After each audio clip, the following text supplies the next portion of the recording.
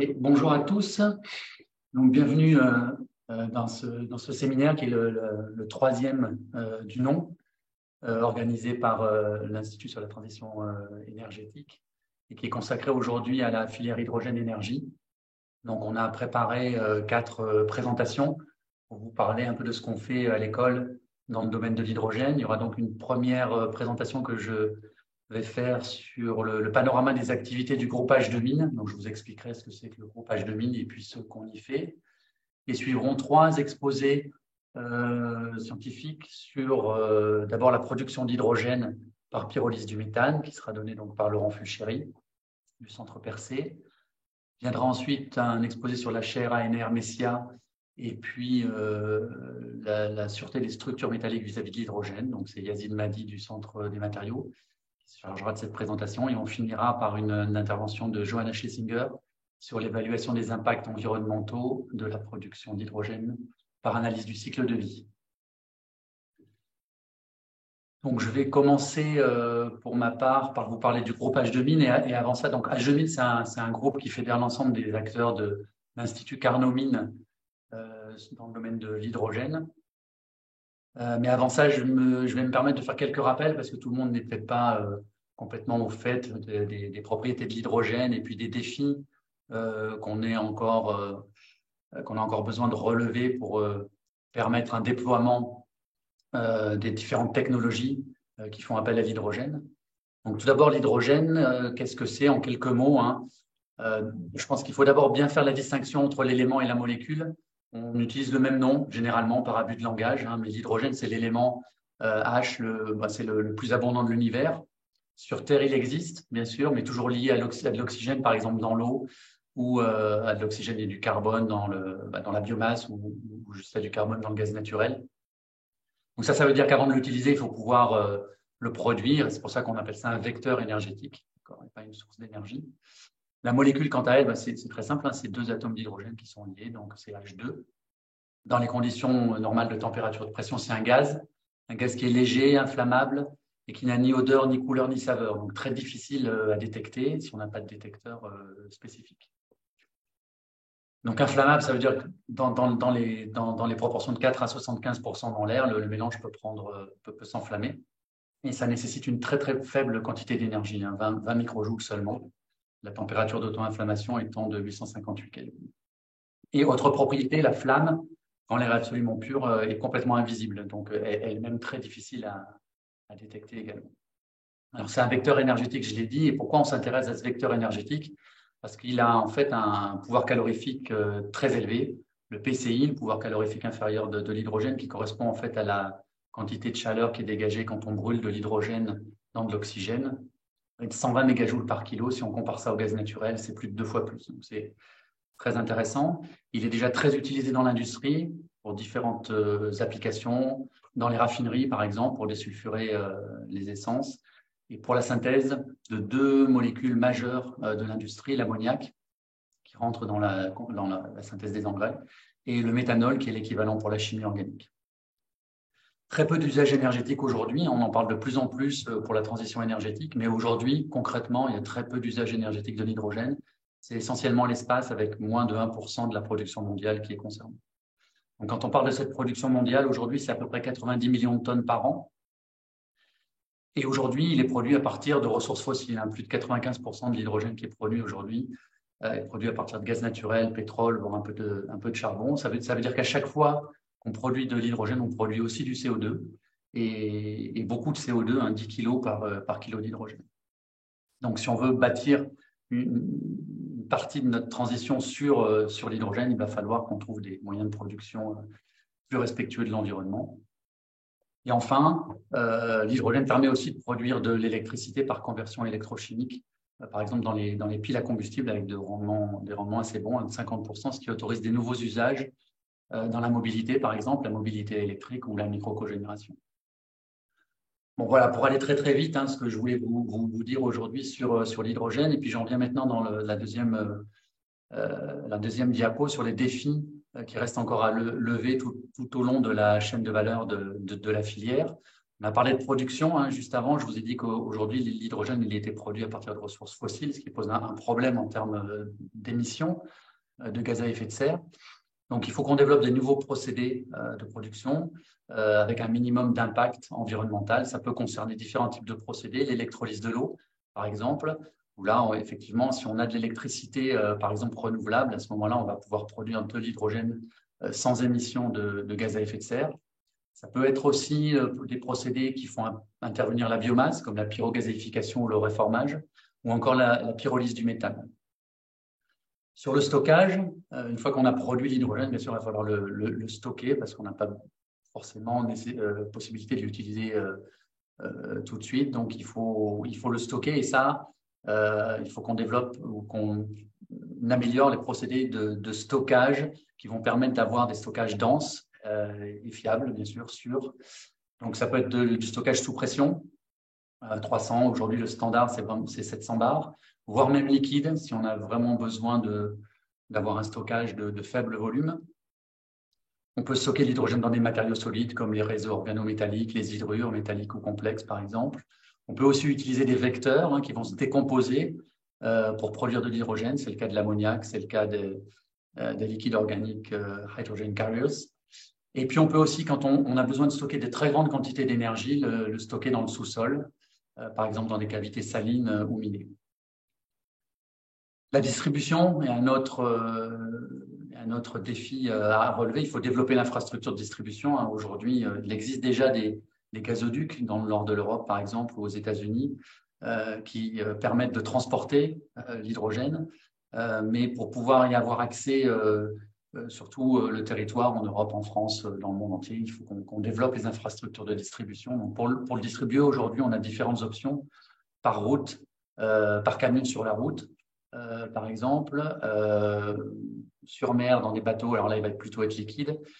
Les gazoducs, j'en ai parlé, on peut soit utiliser les gazoducs au gaz naturel dans lequel on va injecter de l'hydrogène. On peut aussi envisager de développer toute une infrastructure de gazoducs dédiés.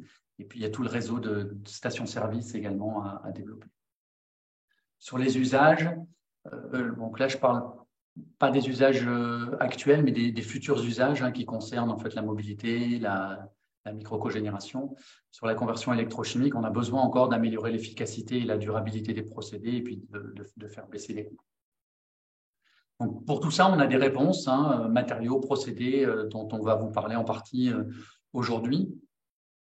Et puis, il y a aussi tous les aspects de développement durable auxquels on s'intéresse. Par exemple, l'intégration de la filière dans les territoires, les interactions avec la société, les problèmes de ressources, matériaux notamment, mais aussi les impacts environnementaux et tous les aspects prospectifs. Donc, on a sélectionné parmi toutes les activités de l'École des mines de Paris 3 exemples qui permettent d'illustrer ce qu'on fait tout au long de cette chaîne de valeur de la filière hydrogène. Donc, comme j'ai dit, la première intervention sera donnée par Laurent Pulchéry sur la production d'hydrogène turquoise par pyrolyse du méthane. Ça concerne donc les procédés de production plus respectueux de l'environnement que ce qu'on sait faire aujourd'hui.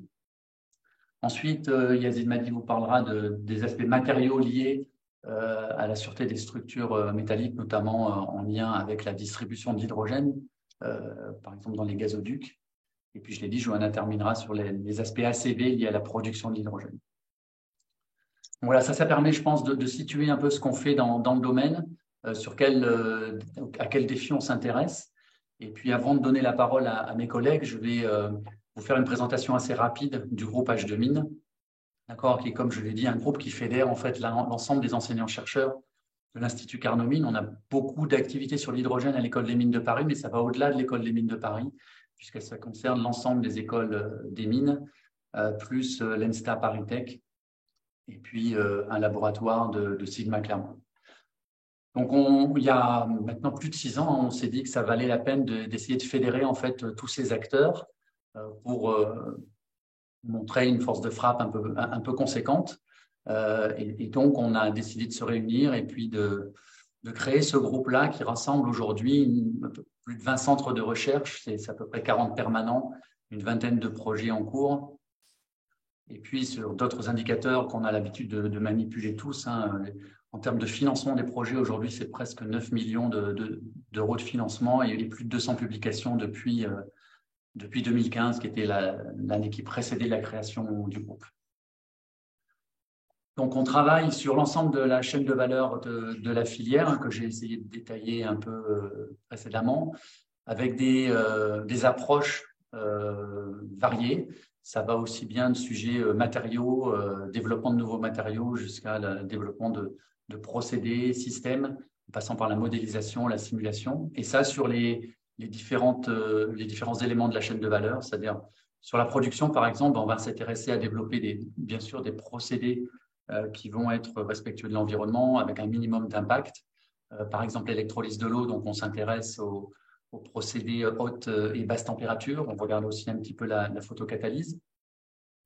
En termes de biomasse, on regarde les procédés de gazéification, pyrolyse de la biomasse. Et puis, Laurent fera un focus sur la pyrolyse du méthane. On a aussi des actions sur les procédés de purification, hein, parce que l'hydrogène, avant de pouvoir, par exemple, alimenter une pile à combustible basse température, doit être purifié pour éliminer tous les polluants tels que le soufre ou encore le monoxyde de carbone qui pourraient rester après les procédés. En termes de stockage, on a une activité assez spécifique sur le stockage en milieu souterrain, dans les cavités salines ou minées. Ainsi que dans les matériaux poreux que j'ai mentionné tout à l'heure. Ça peut être des matériaux de type carboné ou réseau organométallique. Et puis là, on a regroupé stockage et distribution, donc ça concerne aussi tout ce qui concerne la fragilisation ou la protection des gazoducs. Et puis en termes d'usage, on s'intéresse essentiellement aux procédés électrochimiques pile à combustible, haute et basse température, avec là aussi des développements à la fois matériaux et procédés systèmes. La combustion, c'est un sujet qui revient. On parlait pas mal de combustion au début du développement de la filière, puis c'était un peu tombé en désuétude, et là, ça revient vraiment sur le devant de la scène. Donc, on a aussi des actions sur la combustion de l'hydrogène, notamment à l'ENSTA. Et puis sur le développement durable, alors sous ce vocable-là, on a regroupé tout ce qui concerne l'évaluation environnementale type ACV, l'étude des risques, la cartographie des enjeux de débats sociétaux, ce qui concerne aussi les synergies éco-industrielles et puis l'aménagement du territoire. Donc voilà, ça vous donne un aperçu de l'ensemble des sujets auxquels on s'intéresse au sein du groupe H2Mines. Puis je voulais illustrer ça aussi avec quelques photographies de nos plateformes expérimentales originales. Donc, on ne peut pas tout présenter aujourd'hui, bien sûr, mais sur la production, par exemple, voilà, l'unité pilote Valterra qui est disponible à l'école des mines d'Albi, gérée par le centre Rapsody. Donc, qui est un pilote qui permet de produire du gaz de synthèse par pyrolyse de biomasse. Je dis rien sur la torche plasma. Je pense que Laurent en parlera bien mieux que moi tout à l'heure. Un pilote de stockage très original aussi pour permettre d'étudier le stockage de l'hydrogène en cavité. Là, on a des problématiques en fait d'interaction avec la roche haute, avec la saumure qui reste aussi dans le fond des cavités salines quand on les crée. Donc, il faut être capable de maîtriser, de bien comprendre toutes ces interactions avant de pouvoir opérer ce type de cavité pour stocker, soutirer de l'hydrogène. Et puis, en termes d'usage, deux bancs qui concernent des bancs de caractérisation de piles à combustible à la fois haute et basse température. Alors, bon, je pense que la majorité d'entre vous le sachent, mais peut-être que toutes les personnes connectées ne connaissent pas très bien en fait le type de recherche qu'on mène à l'École des mines de Paris. C'est une recherche appliquée en étroite collaboration avec le monde industriel. On a l'habitude de travailler par projet. Alors, soit en contrat direct avec l'industrie, soit dans le cadre d'appels à projets dans le mode collaboratif en répondant à des appels à projets nationaux ou internationaux. C'est une recherche vraiment très proche de l'industrie, très proche de l'application. Donc là, je cite simplement un exemple, parce qu'on n'en parlera pas en détail aujourd'hui, qui concerne la pile à combustible, où dans nos laboratoires, on s'intéresse aux procédés, au système, et on va jusqu'à l'intégration vraiment, là, dans ce cas-là, des véhicules électriques. Et là, on a travaillé sur un procédé de recirculation d'hydrogène qui a été breveté et puis qui est aujourd'hui exploité par la société Symbio. Donc, on est connecté aux différents réseaux hein, qui s'intéressent à l'hydrogène, nationaux, France Hydrogène, bien sûr. On est partenaire, on est membre de France Hydrogène. Donc là, c'est H2Mines qui représente l'ensemble des acteurs du Carnot. On est aussi membre du groupement Hydrogène Europe et puis de l'Alliance ERA via le Joint Programme Hydrogène et piles à combustible. Et puis, on participe aux différents pôles de compétitivité ou GDR qui sont en place en France. Alors, on ne fait pas que de la recherche hein, dans le groupe H2Mines, et puis c'est le cas dans tous les laboratoires, bien sûr, de l'école. On fait aussi de la formation, et dans le cadre de l'hydrogène, on intervient dans différents modules, que ce soit pour le cycle ingénieur. Donc, ça concerne à la fois, par exemple, les stages, projets de fin d'études, les métiers de l'ingénieur généraliste, les trimestres recherche, donc, et puis aussi des enseignements spécialisés. Donc là, ça me permet de faire un petit,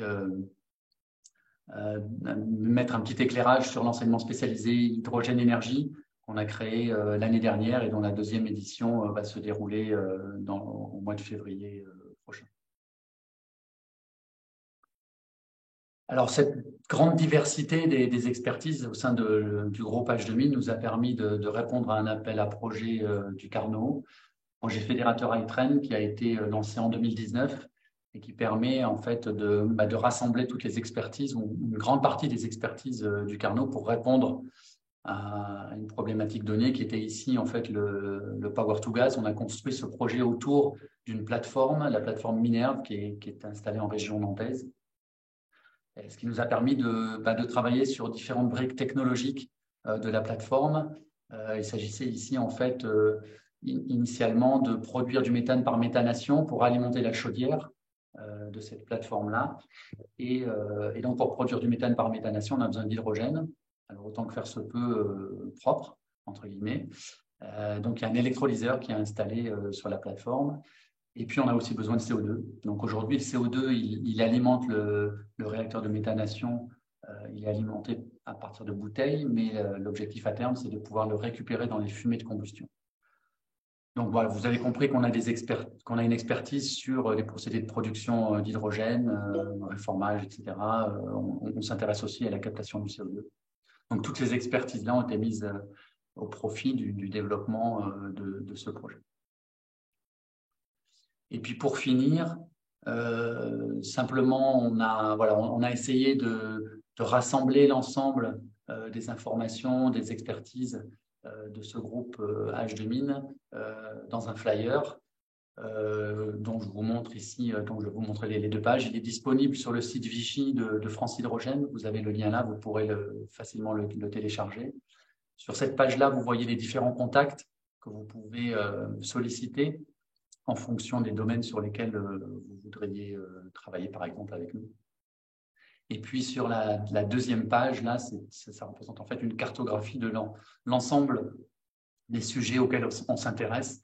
On a classé le long de la chaîne de valeur, donc qui va de la production à l'utilisation de l'hydrogène en passant par le stockage.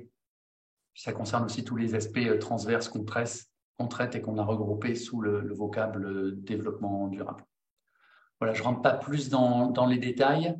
N'hésitez pas à nous contacter, moi-même ou mes collègues de l'Institut Carnot ou de l'école, si vous voulez en savoir un peu plus sur ce qu'on fait dans le domaine de la filière hydrogène.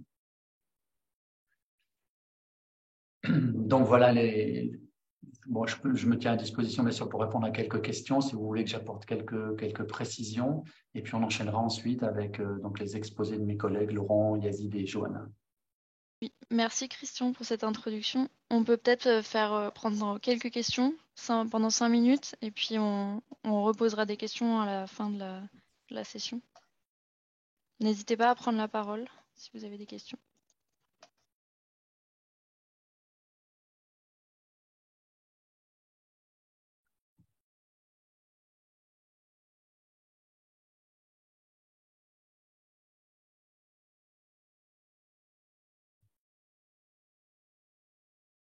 Il y a une main levée.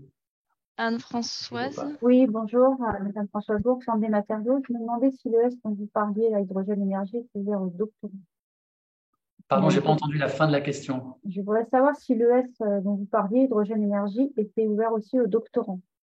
Oui, oui, bien sûr, bien sûr. D'accord. Est-ce qu'il est encore temps de s'inscrire qu'on leur fasse passer? Parce qu'ils sont très demandeurs de formation autour des problématiques d'énergie, de transition et tout comme ça. Et on ne sait pas trop comment les diriger pour le moment. Ok, oui, oui, je pense que c'est encore tout à fait possible. Le S, il commence le 31 janvier. Donc, ça va D'accord. dépendre aussi de la disponibilité, enfin, de la taille de la salle. Bien sûr. Je crois alors, on va débuter à la Maison des Mines cette année, puis après, on a des salles à l'école, mais la plupart des interventions se feront à la Maison des Mines. Donc, D'accord. l'amphi est assez grand, hein. Il faudrait, alors je ne sais pas comment on peut procéder, peut-être m'envoyer les candidatures et puis moi Bah, je je leur regarde. ferai passer le message en leur donnant vos coordonnées. Oui, voilà, très bien. Ok, merci.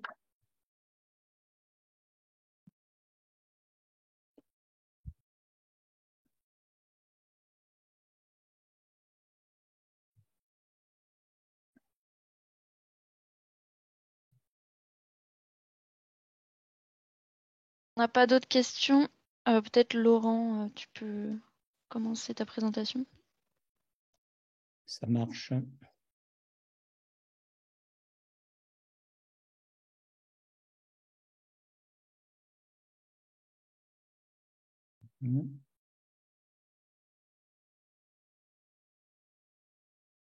Partager. C'est bon, vous voyez mon écran? Oui. OK. Donc, bonjour à tous. Merci Christian pour l'introduction. Donc, moi, je vais vous parler de production d'hydrogène turquoise par pyrolyse du méthane. Donc, très rapidement, comme l'a dit Christian, aujourd'hui, l'hydrogène, c'est environ, Christian parlait de 90 millions de tonnes par an. Moi, j'ai des chiffres qui sont un peu plus importants. Je pense que la différence, c'est il y a une partie de production en Chine qui est mal connue, qui peut expliquer la différence. Aujourd'hui, la production d'hydrogène, loin d'être, je dirais, une solution dans le contexte de transition énergétique, c'est un problème. Rien qu'avec la production actuelle, comme l'a expliqué Christian, qui n'est pas du tout aujourd'hui orientée vers des applications énergétiques, mais essentiellement pour la production de molécules chimiques, soit pour les engrais, soit pour, je dirais, la pétrochimie, relâche en moyenne, donc sur ces 100 millions de tonnes par an, on a une émission moyenne de 10 tonnes CO2 par tonne d'hydrogène produite. Si on fait le calcul, ben on arrive à un chiffre qui correspond entre 1 et 2% des émissions mondiales de CO2. Donc aujourd'hui, il y a vraiment urgence, si on veut que l'hydrogène soit, joue un rôle dans le contexte de transition énergétique, il y a vraiment urgence de développer des méthodes de production d'hydrogène sans émission de CO2 ou à faible émission de CO2. Donc on a vu apparaître depuis un certain nombre d'années des spécialistes du marketing qui ont donné des couleurs aux différents types d'hydrogène. Et donc aujourd'hui, ben, dans la communauté scientifique, c'est relativement admis. Donc l'hydrogène gris, c'est la situation actuelle. Donc c'est le réformage du méthane. Donc en gros, on fait réagir du méthane avec de l'eau, 10 tonnes CO2 par tonne d'hydrogène, comme j'ai dit tout à l'heure. Le bleu, ben, c'est en gros le gris, mais dans lequel on va capturer le CO2 et le séquestrer. Donc, c'est aujourd'hui des technologies qui sont fortement, poussées par la pétrochimie, parce qu'en gros, ça permet d'utiliser les procédés actuels et juste de rajouter une étape à la sortie de ces procédés. L'hydrogène vert, donc l'électrolyse de l'eau, que tout le monde connaît plus ou moins, parce qu'on en parle beaucoup aujourd'hui, et la pyrolyse du méthane, qui est l'objet de ma présentation aujourd'hui. Donc, la pyrolyse du méthane, le concept est relativement simple. Le méthane, c'est CH4, un carbone 4 hydrogène. L'idée, c'est de craquer ce méthane à haute température en ses éléments élémentaires, c'est-à-dire du carbone solide et de l'hydrogène. Alors, pour faire cette réaction, il y a différentes méthodes, mais une des méthodes, c'est d'utiliser des très hautes températures. Et effectivement, c'est intéressant de faire ça si on utilise de l'énergie électrique décarbonée pour conduire cette réaction. Il est évident que si on utilise de l'énergie électrique à partir de centrales à charbon en Chine, c'est beaucoup moins intéressant. Et je dirais la problématique est la même pour l'électrolyse de l'eau, c'est une problématique de quelle est l'origine de l'énergie électrique. Il faut qu'on utilise de l'énergie électrique faiblement carbonée. Le gros intérêt de cette approche, c'est qu'il est faiblement énergivore. Quand on regarde les données thermodynamiques, par exemple, en comparaison le craquage, la pyrolyse du méthane avec l'électrolyse de l'eau, en gros, pour craquer une molécule de méthane, il faut 75 kJ par mol de CH4, sachant qu'une mol de CH4 va produire 2 mols d'hydrogène. Et pour l'hydrogène vert, c'est 285 kJ par mol d'eau. Si on ramène ça par masse d'hydrogène produite, en théorie, si on est capable d'arriver à la limite thermodynamique, il faut environ 5 kWh par kilo d'hydrogène à partir de la pyrolyse du méthane, alors que le minimum théorique, sur lequel on ne pourra jamais aller en deçà, c'est 40 kWh par kilo d'hydrogène pour l'électrolyse de l'eau. En pratique, aujourd'hui, avec ce qu'on appelle les meilleures technologies qui ont une TRL industrielle, c'est-à-dire de neuf, on arrive pour l'hydrogène turquoise à des intensités énergétiques de l'ordre de 10 à 25 kWh par kilo, et pour l'hydrogène vert pour l'électrolyse, entre 50 et 60. Donc aujourd'hui, il y a différentes méthodes qui sont envisagées pour la pyrolyse du méthane. Il y a 3 principales méthodes. La première, c'est le métal liquide. En gros, ce sont des grosses colonnes de métaux ou de sel fondu portés à haute température dans lesquelles on va faire buller du méthane. Et ces bulles de méthane vont se décomposer en carbone solide et hydrogène au cours de leur parcours à l'intérieur de la colonne. Donc aujourd'hui, ce sont des technologies qui ont des faibles TRL encore, qui sont à l'échelle labo, petit pilote. Et aujourd'hui, les deux grandes, enfin les sociétés qui sont le plus avancées sur cette technologie sont en Australie et aux États-Unis, en Californie, donc respectivement Azer et C0. La deuxième méthode, c'est la décomposition thermocatalytique du méthane. Donc en gros, là, on fait décomposer du méthane en contact avec des particules. Ça peut être dans des lits fixes ou dans des lits fluidisés. Et à nouveau, ce sont des technologies qui ne sont pas comment dire, une maturité industrielle, TRL d'environ 6. Et un des leaders de cette technologie dans le monde, c'est BASF. Alors, il est fortement, alors BASF, comme vous savez, c'est un industriel allemand. Donc, il est fortement probable que, je dirais, toutes les activités de BASF sur la pyrolyse du méthane soient remises en question avec ce qui se passe aujourd'hui entre la guerre entre l'Ukraine et la Russie, qui remet en cause pas mal de plans stratégiques au niveau de l'Allemagne. Et la dernière méthode dans laquelle je vais vous parler, c'est la méthode du plasma, et qui est aujourd'hui la technologie la plus développée, puisqu'elle est quasiment mature, elle est en dernière phase de déploiement industriel, donc sur lequel on travaille depuis environ 25 ans et qui est aujourd'hui en phase de déploiement aux États-Unis. Alors, le plasma, qu'est-ce que c'est? Pour nous, le plasma, c'est une source d'enthalpie qui est contrôlable. En gros, c'est un arc électrique que l'on va créer dans un milieu et qui va nous permettre de fournir l'énergie à un système qui n'émet pas directement de CO2 et qui est particulièrement intéressant pour des procédés endothermiques, c'est-à-dire des procédés qui nécessitent de l'énergie, mais aussi qui nécessitent de haute température. Et en gros, si on veut faire tourner un procédé à des températures inférieures à 800-1000 degrés, on n'utilise pas un plasma parce qu'en gros, c'est beaucoup trop compliqué par rapport au niveau de température. On a d'autres méthodes beaucoup plus simples.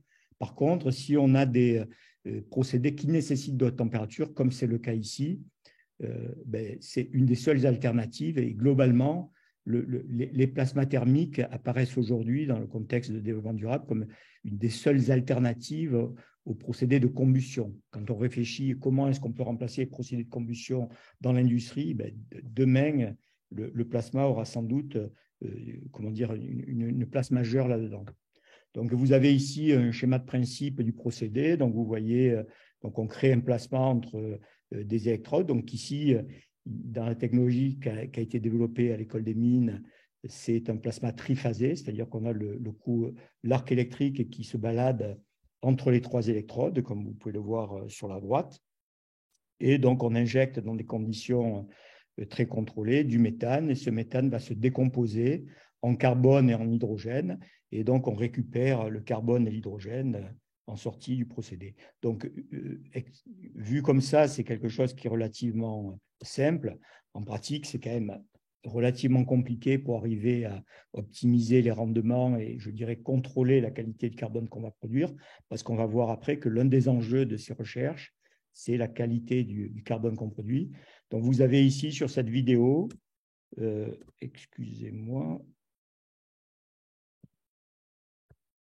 Donc, ça, c'est une vue du premier pilote qui avait été développé en Californie par Monolith Materials.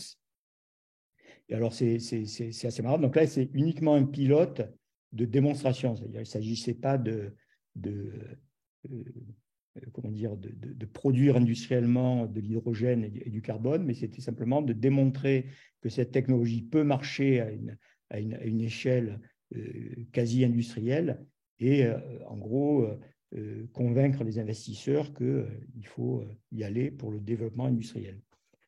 Donc ici, vous avez une photo de la première usine qui a été développée dans le Nebraska par Monolith Materials. Alors, dans le Nebraska, pour différentes raisons. Une des raisons, c'est que dans le Nebraska, donc, il y a pas mal il y a une électricité qui est faiblement carbonée, parce qu'il y a beaucoup notamment d'énergie éolienne. Et une des secondes raisons, c'est que dans cette première usine, l'hydrogène va être transformé directement en ammoniac. Et le Nebraska se situe dans le Corn Belt américain. Et donc, les besoins d'ammoniac pour l'agriculture sont extrêmement importants. Donc, ça va permettre d'avoir une valorisation optimale de l'hydrogène. Donc, une photo de l'usine avec nos collègues de Monolith Materials. Aujourd'hui, la situation est la suivante, c'est que la technologie de plasma développée par Monolith avec, je dirais, issue en partie de la technologie développée à Minparitech, donc l'unité OC1 est en phase de commissioning final et la décision de construction de Olive Creek 2 va être prise dans les semaines à venir. On l'attend, je dirais, dans les semaines à venir. Et globalement, OC2 aura la taille d'une usine industrielle typique de ce genre d'installation, c'est-à-dire de production d'hydrogène ou de carbone. Et elle sera composée, en gros, de 12 fois OC1. Ça sera 6 trains de 2 réacteurs qui, chacun, sont équivalent à OC1, qui est la tête de série. Alors, le marché de l'hydrogène nécessite un important marché de carbone solide. En effet, quand on pyrolyse une tonne de méthane, on va produire 250 kg d'hydrogène et 750 kg de carbone solide. Donc ça, c'est juste dû à la masse moléculaire du carbone et de l'hydrogène. Donc, C, c'est 12, hydrogène, c'est 1. Donc, vous faites le calcul. Globalement, il y a 1/4 d'hydrogène et 3/4 de carbone dans un hydrocarbure. Donc, il faut trouver des applications pour que cette technologie puisse se développer. Il faut trouver des applications de carbone solide. Et aujourd'hui, la première génération de développement de cette technologie, l'application, je dirais, royale, c'est ce qu'on appelle le noir de carbone. Alors, le noir de carbone, c'est, contrairement à ce qu'on pourrait penser, c'est un produit carboné qui est extrêmement complexe, qui est une nanostructure de carbone. Et la principale utilisation de ce carbone black, c'est dans les pneumatiques. Aujourd'hui, un pneumatique moderne comporte une dizaine de types de noir de carbone différents pour les différentes parties de ce pneu. Et donc, c'est un marché d'environ 12 millions de tonnes par an, 15 milliards d'euros. Et ça permet de donner une valeur premium au carbone solide qui fait qu'on peut avoir un business model de ce procédé qui est très intéressante du fait de la valorisation du carbone et non seulement de la valorisation de l'hydrogène. Dans un second temps, on commence à réfléchir là-dessus. La deuxième génération, ça sera le focus sur l'hydrogène et donc il faudra trouver des applications massives du carbone solide. Donc aujourd'hui, il y a des études qui sont menées dans le domaine des matériaux de construction, des bétons, mais également est-ce qu'on peut utiliser ce carbone comme amendement dans les sols et aussi donc dans les perspectives de Gen2, particulièrement intéressant de faire la même chose, mais non pas avec du gaz fossile, mais avec du biogaz. Parce que dans ce cas-là, on va avoir non seulement un bilan carbone nul, mais on peut avoir une empreinte carbone négative, c'est-à-dire que globalement, le procédé peut être vu comme une élimination du carbone atmosphérique, puisque en gros, la biomasse a capté ce carbone, et puis ensuite, on va le casser et séquestrer le carbone solide pendant des durées très importantes. Donc là, on a fait une étude d'analyse de cycle de vie récemment qui a été publiée il y a environ de quelques mois dans International Journal of Hydrogen Energy pour essayer d'évaluer l'impact de cette filière. Alors, je vais très très vite parce que je vois que le temps passe. Et globalement, on s'aperçoit que l'impact majeur au niveau CO2 de cette technologie ne vient pas du procédé lui-même, mais il vient essentiellement, c'est-à-dire scope 3, de l'approvisionnement en méthane. C'est-à-dire qu'en gros, aujourd'hui, avec les hypothèses que l'on a prises ici, le gros problème, c'est les fuites de méthane entre le puits et l'usine, puisque en gros, le procédé lui-même ne va représenter qu'environ 20% des émissions totales de méthane, qui sont 0,9 tonnes de CO2 par tonne d'hydrogène. Maintenant, quand on regarde même avec ces chiffres, la comparaison par rapport à SMR ou avec l'hydrogène bleu, on s'aperçoit que ce procédé est quand même extrêmement intéressant, puisqu'en gros, on aboutit à 10 fois moins d'émissions de CO2 par unité de masse d'hydrogène par rapport à l'hydrogène gris, et a priori aussi beaucoup plus intéressant que l'hydrogène bleu. Donc, une synthèse rapide. Donc, ce procédé est le fruit d'environ 30 ans de recherche à l'école des mines. Donc, la pyrolyse de méthane nécessite entre 10 et 25 kWh par kilo d'hydrogène, à comparer à environ 50 pour l'électrolyse de l'eau. C'est une technologie qui aujourd'hui est mature et qui commence à être dans les radars de la plupart des organismes, qui a été cité pour la première fois en 2019 dans le premier rapport de l'IEA, et qui apparaît aujourd'hui comme un potentiel game changer pour la transition énergétique. Donc, quelles sont les perspectives? Aujourd'hui, on attend un fort développement aux États-Unis, d'une part parce qu'ils ont des énormes ressources de gaz, notamment de gaz de schiste, mais aussi, comme vous savez, aujourd'hui aux États-Unis, il y a le Inflation Reduction Act qui va permettre à ce nouveau business d'avoir vraiment des green certificates extrêmement intéressants qui vont permettre d'avoir une rentabilité de ce procédé qui est extrêmement favorable. En Europe, le contexte est beaucoup moins favorable, d'une part, de par la guerre Russie-Ukraine. Par contre, aujourd'hui, des perspectives de développement en Europe, c'est plus en UK ou Norvège, et aussi en France pour ce qui concerne le biogaz. Voilà, j'ai terminé. Donc, je vous remercie et je serai heureux de répondre à vos questions. Merci beaucoup, Laurent, pour cette présentation. Je vois qu'on a des questions dans la conversation. Alors, Julien Armijo, si vous voulez poser vos questions à l'oral, parce que je vois que vous en avez plusieurs. Ah ben Julien, je connais Julien.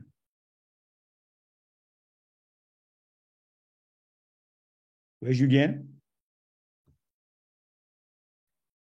Oui, bonjour. Est-ce que vous m'entendez? Oui. Oui, bonjour Laurent. Oui, Bonjour Julien. on avait déjà discuté. J'avais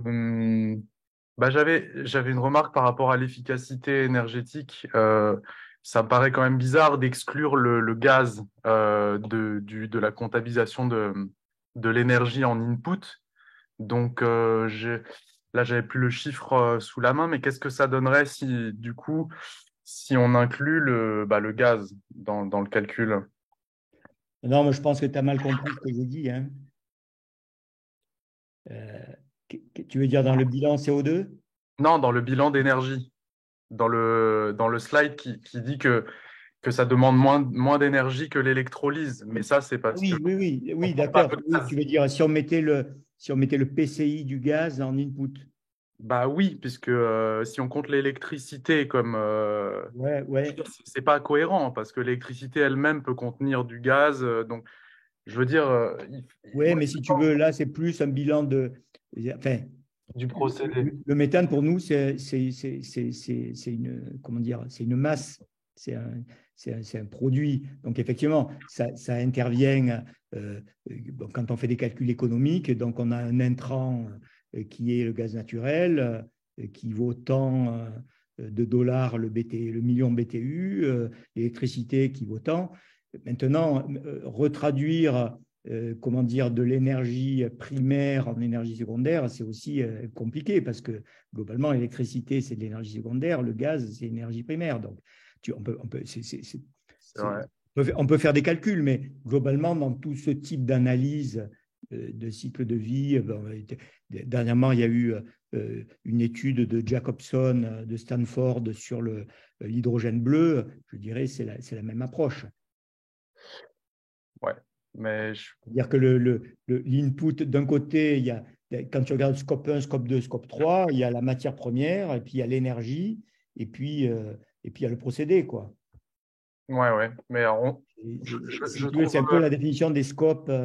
Ouais, mais je trouve qu'il faut faire attention quand on dit ça parce que effectivement, on est en train de dire que le gaz n'est pas de l'énergie. Non, mais si tu veux, le but, c'est pas ça, c'est de dire aujourd'hui, moi, ce qui me paraît important, c'est de dire aujourd'hui, d'où vient l'hydrogène?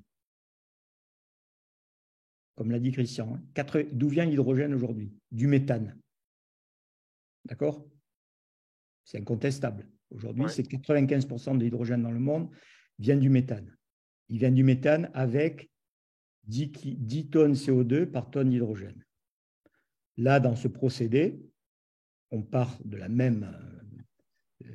du même vecteur de départ, hydrogène, et si on utilise de l'énergie méthane, et si on utilise de l'énergie décarbonée, de l'énergie électrique décarbonée, on arrive à une empreinte CO2 qui est 10 fois plus faible que l'hydrogène gris.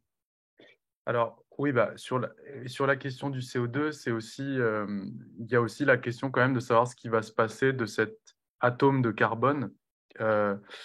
Donc, dans le cas… Il faut qu'il soit séquestré. Il faut qu'il soit séquestré. Mais dans le cas, oui. Oui. Dans le cas d'un usage, c'était ma deuxième question, c'était dans le cas d'un usage, comment dire, agricole, comme amendement. Il me semble a priori que si c'est un amendement, ça veut dire qu'il rend plus fertile la terre. Est-ce que ça veut dire qu'il est absorbé par les plantes? Parce que si c'est ça, ça veut dire qu'il empêche l'absorption d'une… Non, a priori, bon, déjà pour répondre à ta ça question, ce sont des recherches aujourd'hui qui sont très, très early stage. Ouais. Tu vois, aujourd'hui, on utilise du biochar dans les sols, mais on n'utilise pas ce genre de carbone.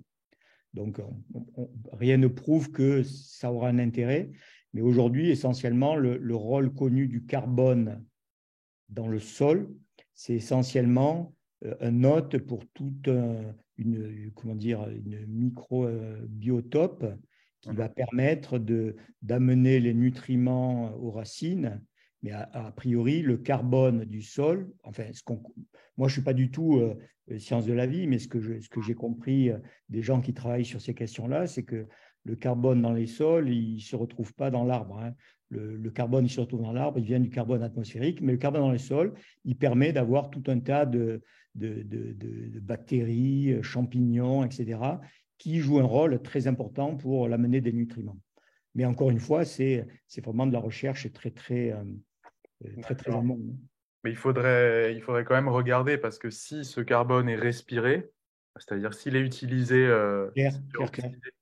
et ben à ce moment-là, c'est une émission. Donc il faudrait quand même. Oui, mais si tu veux, aujourd'hui, comme je te dis, ça n'est pas, c'est pas quelque chose qui est déployé, c'est de la recherche. D'accord. D'accord. Un des éléments à prendre en compte avant d'aller mettre des millions de tonnes, si jamais c'est intéressant, ça sera d'étudier ces questions-là. Est-ce que ce carbone-là, il ne va pas se retrouver sous forme de CO2 parce qu'il est oxydé, etc., etc. C'est une piste, voilà, pour une piste qui est étudiée parmi d'autres pistes. Ok. Ben, merci. On va peut-être passer à la présentation suivante et répondre au reste des questions à la fin de la session si on a le temps. Je suis désolée pour ceux qui n'ont pas eu leur réponse. Yazid Madi, si tu veux commencer ta présentation. Alors, je mets ma caméra. Est-ce que tout le monde me voit? C'est bon, et mon temps surtout. Alors, je vais partager mon écran. Oui. Alors. Est-ce que vous voyez mon écran? Oui, très bien. Merci. C'est parfait. Ok, donc bonjour à toutes et à tous. Donc, je vais parler, moi, de sûreté des structures métalliques vis-à-vis de l'hydrogène, notamment au travers des travaux qu'on fait au Centre des matériaux, sur le projet MESSIA, donc la chaire industrielle, mais également dans le cadre du labo commun qui a récemment été signé aux recherches l'été dernier entre mines et GRT Gaz, donc axé sur, je dirais, le volet hydrogène, plutôt matériaux. Alors, le contexte, je dirais, de la chaire, vous avez, Christian, notamment parlé beaucoup d'hydrogène, notamment d'hydrogène vert. Donc cet hydrogène peut être produit avec l'énergie excédentaire d'autres sources renouvelables, notamment le solaire, l'éolien, sauf que ce n'est pas de l'énergie qu'on peut stocker. Et l'idée, c'est d'utiliser cette énergie et de la stocker au travers des pipelines donc on a un réseau à peu près de 40 000 km en France, qui représente un actif quand même de 50 milliards d'euros et qui a été bâti sur une durée de 80 ans. Sauf que ce réseau n'a pas été conçu pour transporter de l'hydrogène, mais plutôt du gaz naturel. Et donc, on connaît l'effet de fragilisation par hydrogène, donc j'en parlerai par la suite. Et l'idée, c'est d'utiliser en fait une méthodologie qui ne soit pas invasif pour pouvoir prélever en service des petits coupons, des petits prélèvements. Donc, en amont de ce projet, il y a toute une méthodologie qui a été validée, qualifiée par les partenaires de ce projet, où on était également dans la boucle, pour qualifier une méthode d'extraction de mini-coupons. Donc, vous voyez la dimension à peu près aux alentours de 3 cm. Et l'idée, c'est est-ce qu'au travers de ces mini-coupons d'une petite taille, on était capable de prélever des petites éprouvettes.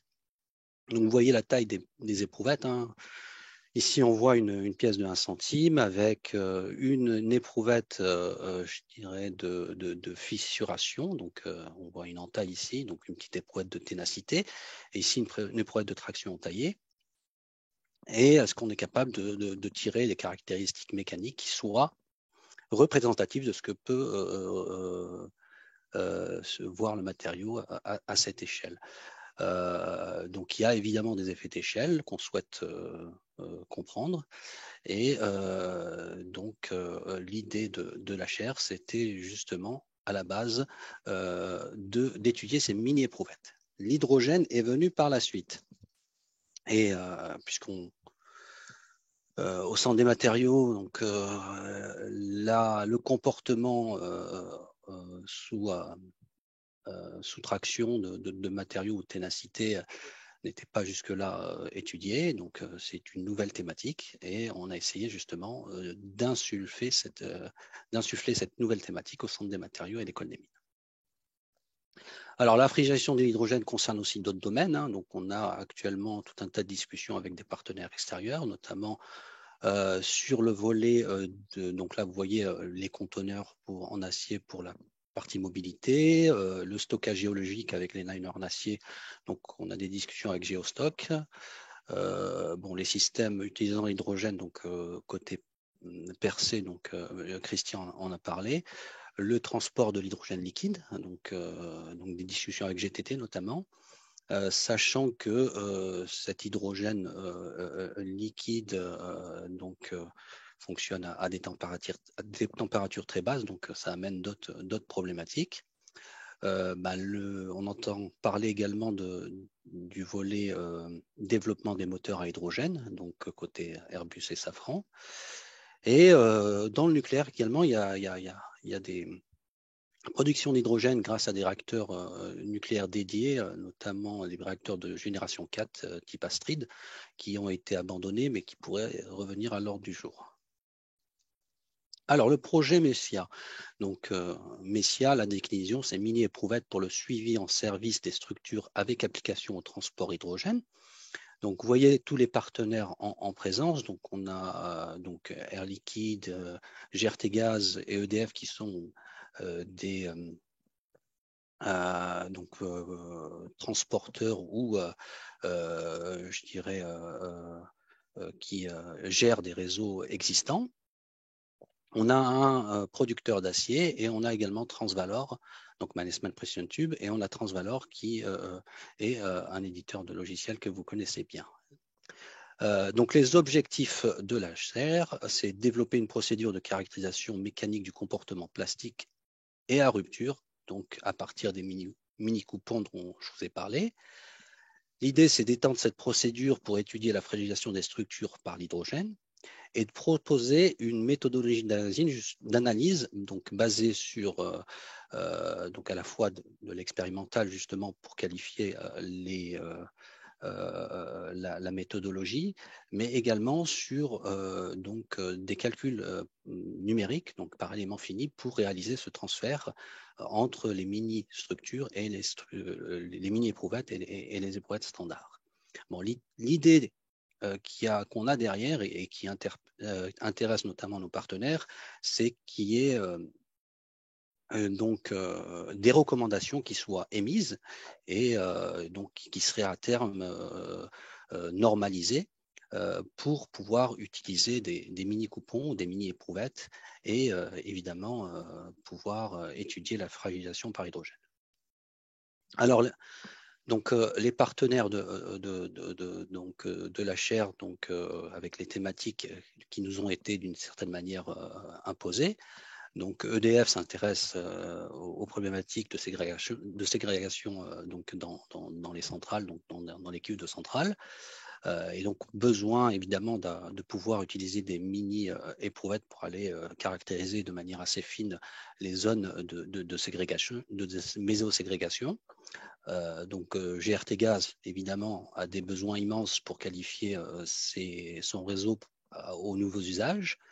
Air Liquide, évidemment, a une expérience beaucoup plus importante sur le volet hydrogène, puisque c'est un producteur et donc il gère des réseaux 100% hydrogène également, depuis de longues dates déjà. Et donc, voilà, donc cherche à développer justement et comprendre un peu mieux son réseau sur les nouveaux usages. Mannesmann Precision Tube, donc il y a deux aspects côté Mannesmann. C'est donc ils ont des tubes qui ont des petites épaisseurs et ont des petits diamètres, donc besoin de petites éprouvettes pour caractériser leur matériau tout simplement.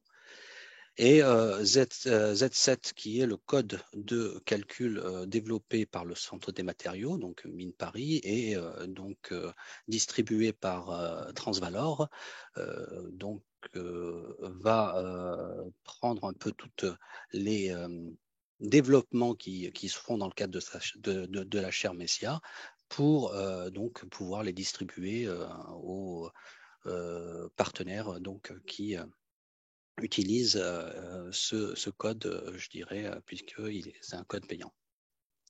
Alors, on a des étudiants qui ont fait un travail préliminaire à la thèse. Donc, il y a 2 thèses qui ont été soutenues dernièrement, qui portaient à la fois sur les outils numériques et sur les outils, on va dire, méthodologiques du point de vue expérimentaux. Donc, la thèse de Ammar Touhami et la thèse de Shiraj Belhaj, côté GRT Gaz et côté Transvalor. On a une thèse en cours avec Arthur Cristal et dirigée par Anne-Françoise Gourgue sur la ségrégation, je dirais, des aciers de cuve. Et 3 thèses axées sur à la fois les mini-éprouvettes pour donc étudier les pipelines et également avec un axe hydrogène. On a 2 donc Saïd Belkacemi, Luciano Meirelles Santana, donc qui étudient en fait de leur côté à la fois côté GRT Gaz pour Saïd Belkacemi et Luciano côté Mannesmann et Air Liquide, des pipes de type ancien et des pipes de type moderne pour développer la méthodologie, caractériser des matériaux de réseaux existants et qui a toutes ces essais alimentent je dirais des outils qui sont développés par la 3e ou la 4e thésarde qui est Daniela Lopez Pinto, donc qui travaille sur le développement d'outils de simulation pour étudier l'effet de l'hydrogène sur la plasticité et la rupture. Alors, comme on est dans le cadre de l'Institut TTI.5, on a 2 de nos étudiants, donc a priori Saïd et Luciano, qui sont intéressés justement par la labellisation TTI.5. Alors, l'interaction matériaux métalliques et hydrogène. Donc, on a en fait 3 aspects qui rentrent, on va dire, en interaction. Donc, les propriétés du matériau, sa microstructure, sa composition chimique. Donc, quand on a un environnement où on a une source d'hydrogène, donc qui peut être de différents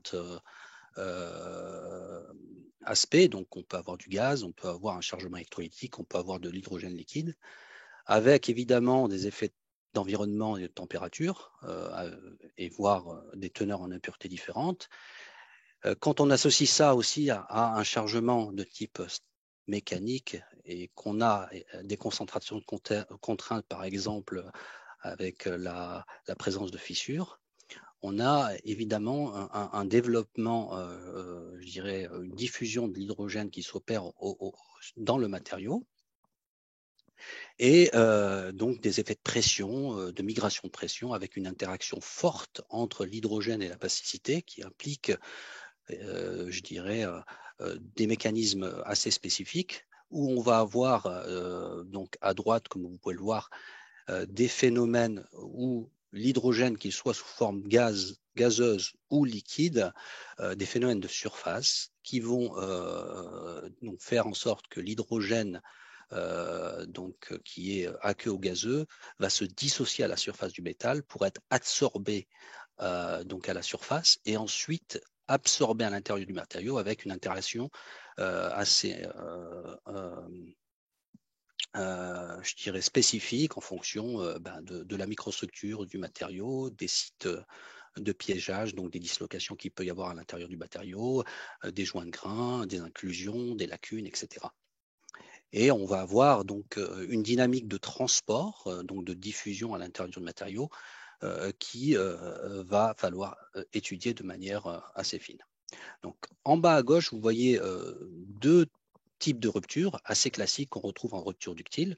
Une rupture tout à gauche ductile, évidemment, qui est cherchée pour les matériaux ductiles, où on voit des cratères, des cupules, ce qu'on appelle des cupules.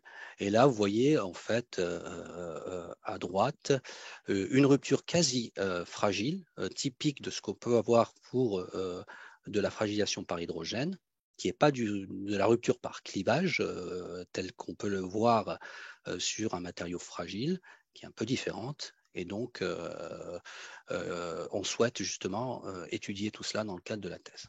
Un point important, c'est que pour de l'hydrogène gazeux, on peut avoir des effets d'inhibition par la présence d'une couche d'oxyde pour gêner la dissociation à l'entrée de la surface et qui peuvent avoir un effet important, donc positif plutôt dans ce cas-là, et qui seront éventuellement justement pris en compte par les transporteurs, je dirais, de gaz pour essayer justement de favoriser cela, par exemple. Alors, la mesure et la caractérisation de l'hydrogène dans les matériaux métalliques, pas simple, hein, puisqu'on a ici donc un graphe qui montre la taille, je dirais, des essais qui peuvent être faits, et on voit que l'échelle en fait des phénomènes qu'on peut voir sont quand même importants. Donc une structure, c'est quelques centimètres, alors que les phénomènes qui sont observés à l'origine justement de la fragilisation par hydrogène sont, je dirais, de l'ordre de la microstructure et donc sur une échelle très, très, très petite. Et on voit que, en fait, en fonction, je dirais, des tests qu'ils ont faits, donc il est important en fait d'avoir des moyens d'expérimentation qui permettent de caractériser d'une part la diffusion de l'hydrogène à l'intérieur du matériau. Donc on voit ici des essais de perméation qui se font à une certaine échelle. Donc ces essais de perméation en fait sont spécifiques selon ce qu'on conçoit dans un environnement gaz ou dans un environnement en fait cathodique. Donc ensuite, pour la mesure de l'hydrogène à l'intérieur du matériau est pas simple, notamment si on souhaite quantifier ou localiser l'hydrogène dans la matière. Donc il y a différentes techniques, je ne vais pas rentrer dans le détail, mais il est pas simple en fait de localiser de manière assez précise et de manière quantifiée l'hydrogène à l'intérieur du matériau. Donc du côté de la modélisation, on peut avoir aussi différentes échelles d'analyse. Donc, dans le cadre de la chair, on se placera une échelle, je dirais, mésoscopique.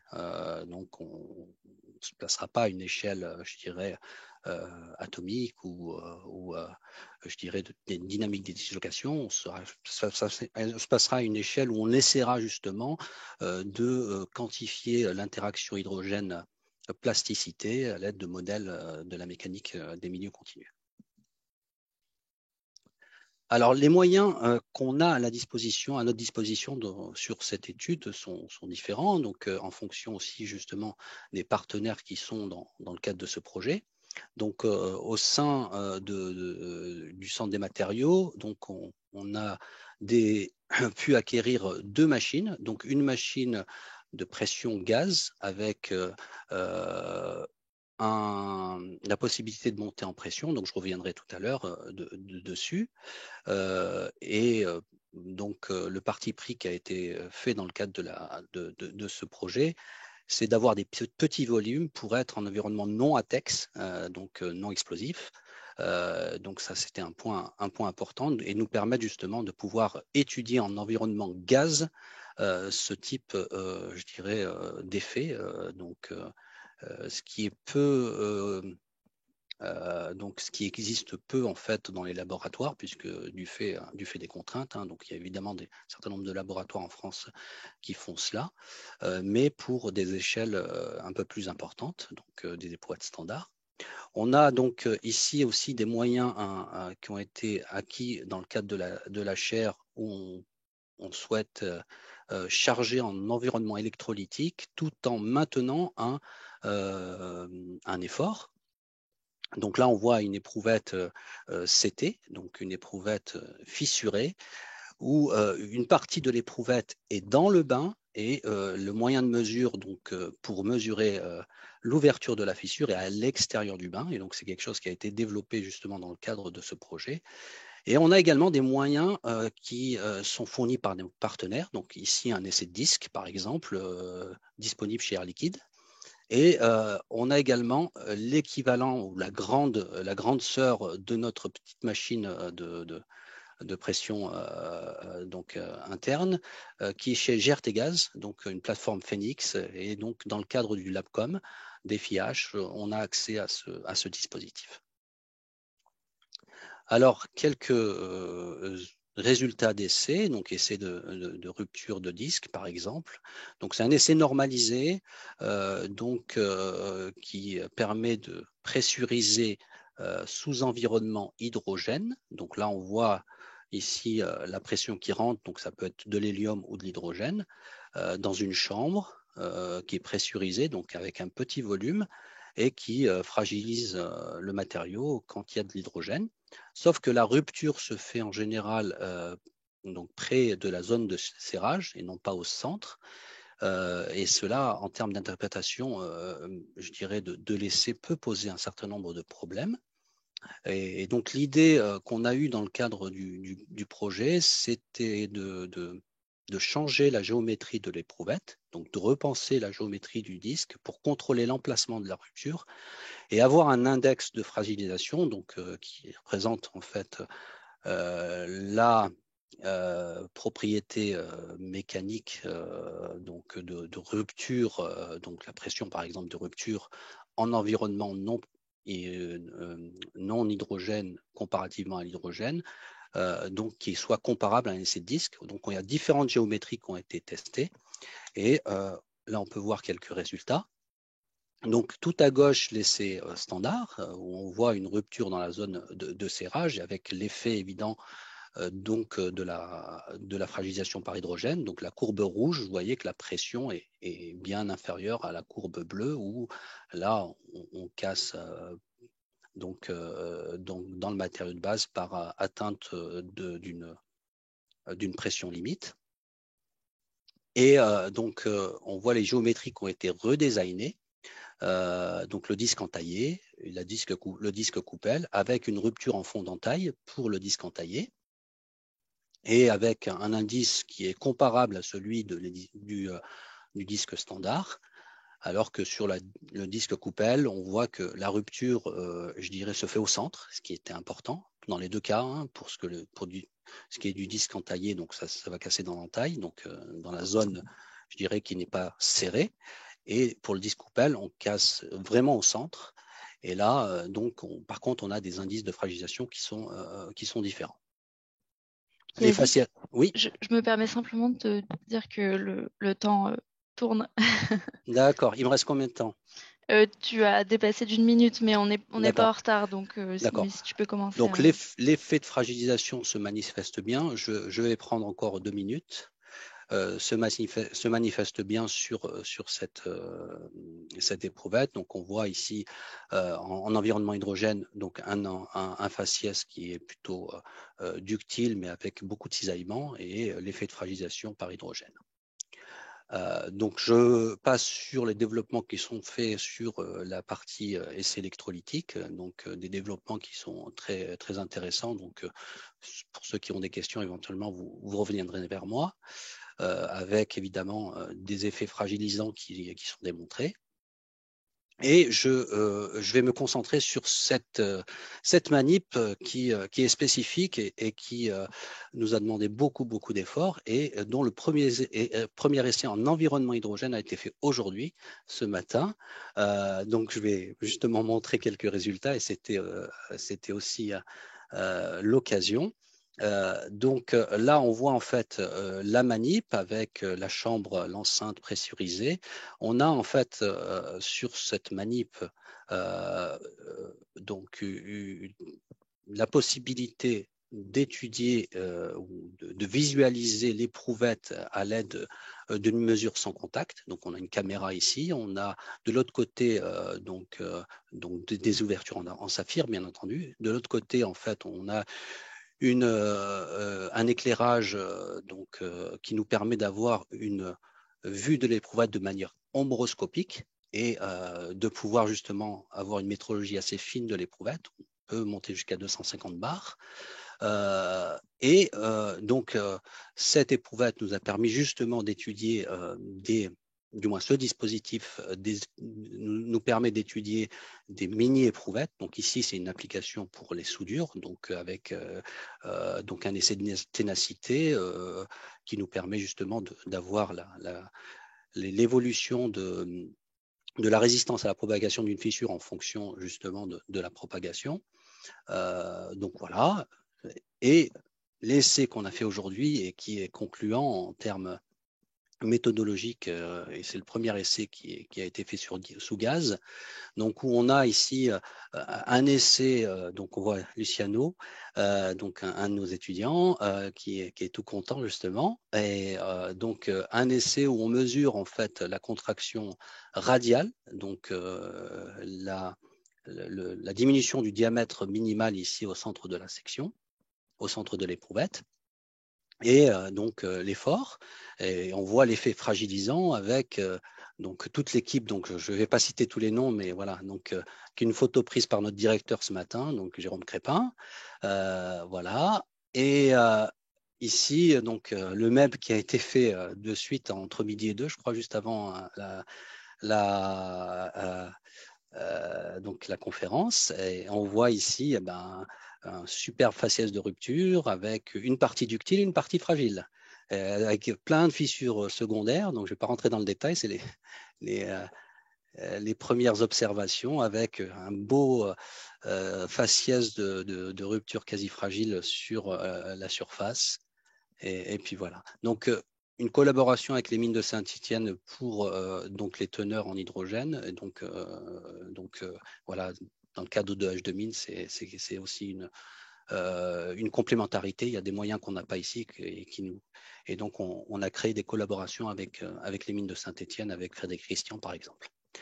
Voilà, le volet simulation, donc avec toute la partie couplage, hydrogène, endommagement et donc plasticité, et donc éventuellement s'il y a des questions, je reviendrai sur ça.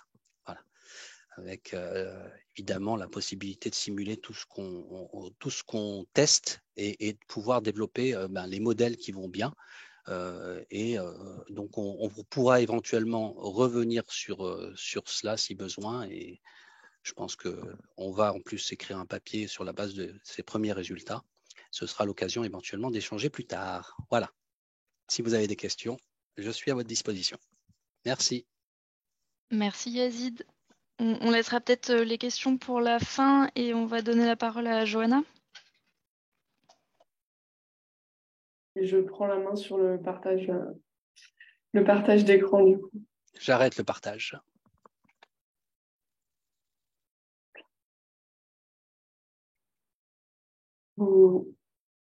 Est-ce que ça fonctionne? Je peux me mettre en présentation.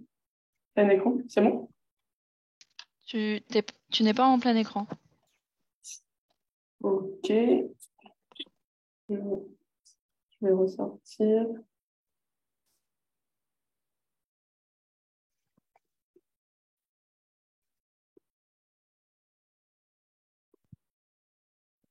Et là, je me mets en plein écran, ça marche toujours pas? Non, on voit les diapos à gauche. Ok. Ça fonctionnait tout à C'est l'heure. peut-être parce que tu es en présentateur. Je vais mettre. C'est bon, j'ai trouvé la solution. Normalement, on est bon là. Oui, parfait. Ok, super. Donc, bonjour à toutes et à tous. Donc, je me présente, Johanna Schlesinger. J'ai rejoint le Centre Observation Impact Énergie en juin pour travailler sur l'évaluation des impacts environnementaux des filières énergétiques. Et aujourd'hui, je vais vous parler plus particulièrement de l'évaluation de la filière hydrogène à partir de la méthode analyse de cycle de vie. Donc, en guise d'introduction, j'utilise cet exemple avec mes étudiants également. C'est une publicité de la voiture Toyota Mirai qu'on trouve là actuellement sur leur site internet. Donc, on voit que sur la publicité, c'est affiché 0% d'émissions avec 0 g de CO2 par kilomètre. Donc, cette petite étiquette énergie qu'on connaît plutôt via nos appareils électroménagers Maintenant, elle est obligatoire pour les voitures depuis l'année 2022. C'est obligatoire de l'afficher lors des publicités. Et donc, on voit que ça permet de mesurer les grammes de CO2 équivalent émis par kilomètre parcouru. Alors, ça peut rapidement interpeller quand on voit 0 gramme. Et la question qu'on doit se poser directement, en fait, c'est de savoir quel est le périmètre étudié pour évaluer ces émissions. En effet, quand on considère un kilomètre parcouru, on a tout un champ, on a tout un système qu'il faut considérer, à la fois la production d'hydrogène, son stockage, sa distribution et son usage dans la voiture pour la faire rouler, mais également la fabrication de la voiture, des routes et tous les flux liés au coût d'opération de maintenance et de fin de vie de la voiture et des routes.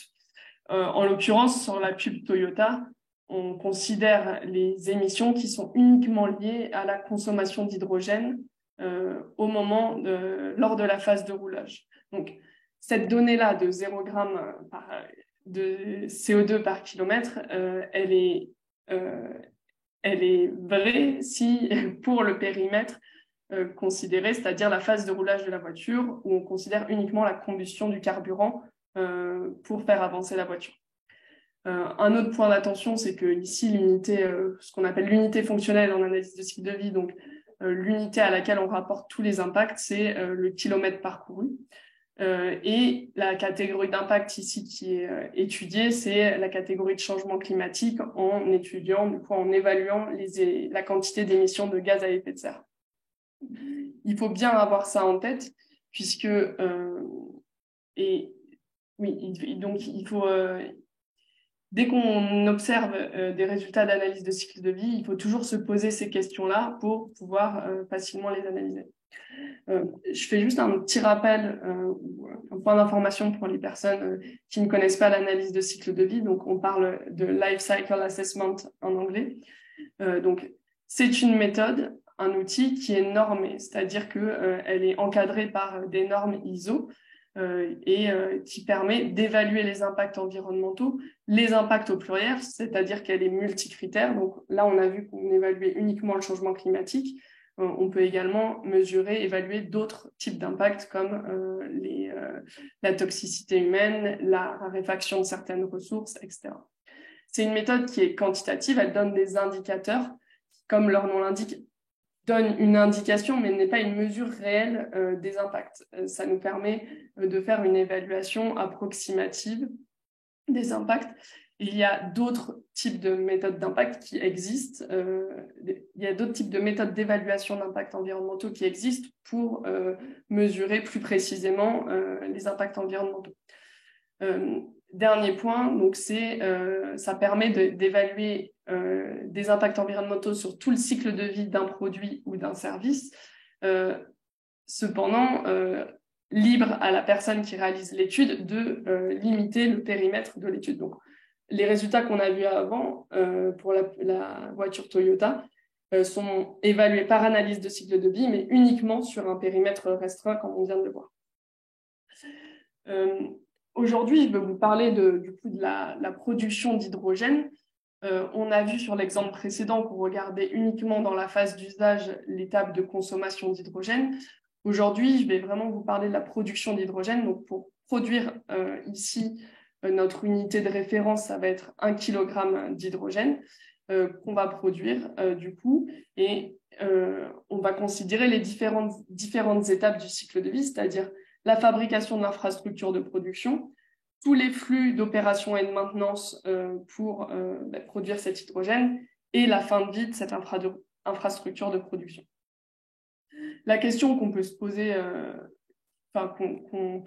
à laquelle l'analyse de cycle de vie peut nous aider à répondre, c'est de comparer la production d'hydrogène par différentes voies de production. Et aujourd'hui, je vais comparer la production par électrolyse et par vaporoformage. Mes collègues ont commencé à introduire les différentes voies de production. Donc, ce qu'il faut juste retenir, c'est que la production par électrolyse, elle consiste à casser la molécule d'eau en fournissant de l'électricité pour produire de l'oxygène et de l'hydrogène. Si on veut évaluer les impacts de la production d'hydrogène par électrolyse, on va essayer d'identifier dans les différentes étapes du cycle de vie quels sous-systèmes, quelles étapes contribuent majoritairement aux impacts environnementaux. Donc ici, on voit en bleu qu'on a tout ce qui a trait à la fabrication et à la fin de vie de l'infrastructure de production. En orange, on a tout ce qui est lié à la consommation d'électricité pour produire l'hydrogène, et en jaune, tous les autres flux d'opération et de maintenance, notamment les flux d'eau. Et si on regarde pour le changement climatique, d'où proviennent les impacts en fonction de ces sous-systèmes-là, pour le changement climatique, on voit la barre en orange est très grande, donc la majorité des impacts proviennent de la production d'électricité. Si on regarde les impacts pour sur une autre catégorie d'impact, donc la catégorie acidification, on constate également la même chose, que c'est l'électricité qui est la première responsable des impacts environnementaux dus à la production d'hydrogène. La conclusion, c'est que si on regarde la production d'hydrogène par électrolyse, il va falloir regarder quelle électricité on met en entrée. Et en fonction de la source d'électricité, on pourra avoir des impacts très différents. Si je reviens ensuite, donc notre objectif, c'est de comparer la production par électrolyse et vaporoformage. Donc, sur la partie vaporoformage, mes collègues aussi en ont parlé. L'idée, c'est de faire craquer la molécule de méthane, CH4, pour produire de l'hydrogène. Et ça émet également du dioxyde de carbone. Et pour faire cela, on chauffe en général avec de la vapeur d'eau. En anglais, on parle de Steam Methane Reforming, SMR, pour la technique de vaporoformage. Ici, je vous présente maintenant du coup la comparaison de deux méthodes de production d'hydrogène par vaporoformage. On parle d'hydrogène gris quand c'est de la production standard et d'hydrogène bleu quand on ajoute en plus à la sortie du vaporoformage une unité de capture et stockage d'hydrogène qui permet de récupérer capture et stockage de CO2 qui permet de récupérer le CO2 qui est émis directement lors de la production. Donc, mes collègues en ont parlé tout à l'heure. Quand on regarde la catégorie d'impact changement climatique, pour l'hydrogène produit par vaporoformage, on a à peu près 10 kg de CO2 équivalent par kilogramme d'hydrogène, alors que pour l'hydrogène bleu avec une unité de carbone capture, on descend à environ 4-5 kg de CO2 équivalent. Si on regarde, là on a regardé uniquement la catégorie d'impact changement climatique, on peut également regarder d'autres catégories d'impact. Donc, vous avez en turquoise la catégorie acidification, en rose des catégories liées à la santé humaine et à la toxicité, et en marron la catégorie d'impact liée à la raréfaction des minéraux et des métaux. On voit que ce qu'on a vu, c'est que sur la catégorie changement climatique, l'hydrogène bleu on divisé par 2 les émissions de gaz à effet de serre. Pour les autres catégories, on peut voir qu'on a des résultats à peu près équivalents avec ou sans carbon capture and storage. En conclusion, pour la partie vaporoformage, il faut quand même préciser quand on a de la production par vaporoformage si on a ou pas cette unité de carbon capture and storage. Et parce que ça influence énormément la catégorie d'impact changement climatique. On arrive un petit peu à l'objectif de cette présentation, c'est d'arriver à comparer l'électrolyse et le vaporoformage. Donc, je vais vous présenter du coup les résultats d'impact pour ces 3 voies de production. Je précise que pour l'électrolyse, on a choisi pour ces calculs d'utiliser pour l'électricité en entrée le mix électrique français de 2020, qui est un mix bas carbone, du coup 70% nucléaire, 20% hydraulique, et le reste charbon, gaz naturel, photovoltaïque, éolien, donc qui est un mix bas carbone. C'est pour ça qu'on peut parler d'hydrogène vert produit par électrolyse, puisque l'électricité en entrée est bas carbone et donc nous permet d'avoir un taux de kilogramme CO2 équivalent par kilogramme d'H2 inférieur à 3, et qui nous permet de qualifier cet hydrogène de bas carbone selon la taxonomie européenne qui définit ce seuil-là. Qu'est-ce qui se passe si on regarde les autres catégories d'impact? Alors, si on regarde les catégories d'impact acidification et santé humaine, on voit que la production par électrolyse augmente, que pour la voie de production par électrolyse, les impacts sont plus importants sur ces trois catégories. Si on regarde la catégorie radiation ionisante, on voit également qu'il y a beaucoup plus d'impact pour cette catégorie. Et si on regarde la catégorie d'impact raréfaction des minéraux et métaux, on voit que pour la production par électrolyse, avec le mix français, il y a moins d'impact. Alors, comment on explique tout ça? Il faut aller regarder dans le mix électrique quelles sont les causes de ces impacts-là. Pour les catégories acidification et santé humaine, donc en turquoise et en rose, les impacts de la production par électrolyse sont principalement dus à l'électricité qui est produite par charbon, par gaz et par le nucléaire, qui sont encore présentes dans le mix électrique français en 2020. Pour la catégorie radiation ionisante, c'est dû principalement à l'électricité d'origine nucléaire. Et enfin, pour la catégorie minéraux et métaux, c'est principalement dû à l'électricité d'origine nucléaire, photovoltaïque et éolienne. Aujourd'hui, nous, les questions qu'on se pose au laboratoire, c'est d'évaluer les impacts environnementaux prospectifs de la filière hydrogène, c'est-à-dire de regarder ce qui va se passer dans les prochaines années à l'horizon 2050. Pour ça, on collabore en ce moment avec EasyCH sur un projet qui est financé par l'ADEME qui s'appelle le projet ISPI. Pour vous donner, donc les travaux sont en cours et on a juste des résultats préliminaires. L'idée, c'est de regarder comment le mix électrique français va évoluer sur les 30 prochaines années. Également, comment la consommation d'hydrogène va évoluer sur les prochaines années, puisqu'on a des usages existants qui vont évoluer, mais on a aussi des nouveaux usages comme la mobilité qui vont être développés. Enfin, on regarde les différents l'évolution des différents modes de production d'hydrogène. Aujourd'hui, mes collègues l'ont rappelé, la majorité de l'hydrogène consommé est produite par vaporoformage.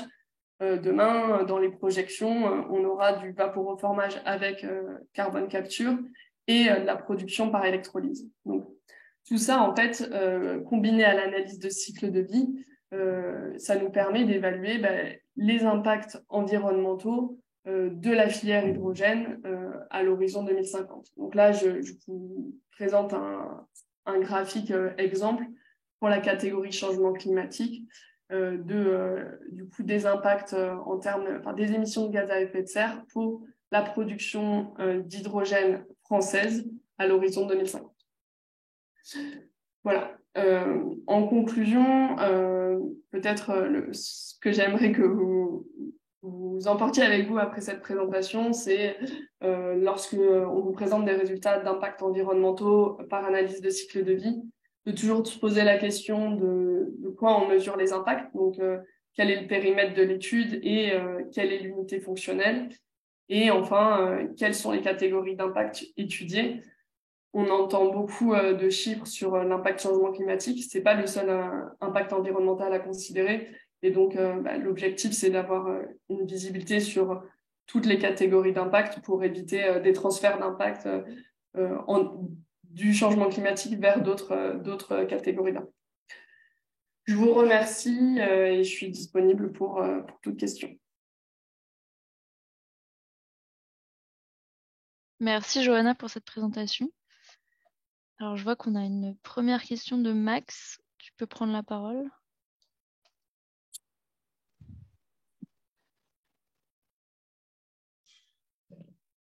communément, enfin si c'est dans l'analyse de cycle de vie, systématiquement des valeurs moyennes qui sont considérées. Là, je prends l'exemple, c'est celui du mix électrique. Alors, si la question, enfin, pardon, vous avez indiqué qu'il était bas carbone, donc j'imagine que c'est la teneur carbone moyenne du mix électrique qui est considérée. Est-ce que c'est toujours une valeur moyenne qui est considérée ou parfois, dans des analyses de cycle de vie, ça peut être les valeurs marginales, si je puis dire, on peut dire si on ajoute la production d'un kilo d'hydrogène, le mix électrique ne varie pas forcément. Peut-être qu'il y a plus de gaz qui serait produit que de nucléaire par rapport à la façon dont ça fonctionne aujourd'hui. Est-ce que c'est systématiquement marginal? C'est au choix du modélisateur. Tout est possible. En analyse de cycle de vie, on pourrait tout modéliser, puisque par exemple, on a des flux d'acier, on pourrait aller modéliser la production d'acier, mais à un moment, on s'arrête et on prend des données génériques. Et typiquement, quand on remarque que la production d'électricité, c'est la première cause d'impact environnementaux de la production d'hydrogène par électrolyse, on va essayer d'aller affiner les données qu'on utilise pour la production d'électricité. Donc, typiquement, on peut utiliser le mix moyen, on peut envisager, ça c'est des travaux qu'on souhaite mener, de regarder aussi les variations dynamiques du mix, puisque le mix électrique que j'ai montré, c'est le mix annuel moyen.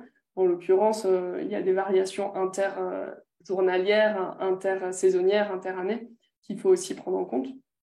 Et la question que vous posez sur l'utilisation du mix marginal, c'est une question qui se pose aussi dans la communauté des ACVistes.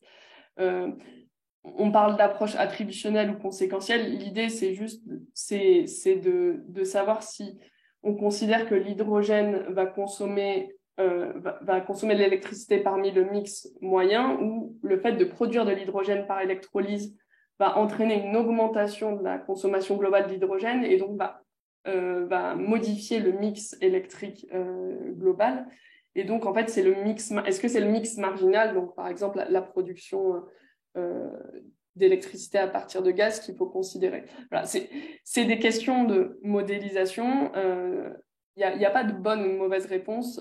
L'idée, c'est de comprendre comment les résultats qu'on présente ont été calculés et de justifier toutes les hypothèses de modélisation au départ. Merci beaucoup.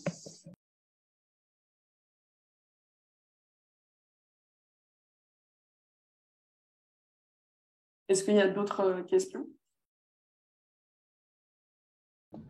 Bonjour. Bonjour.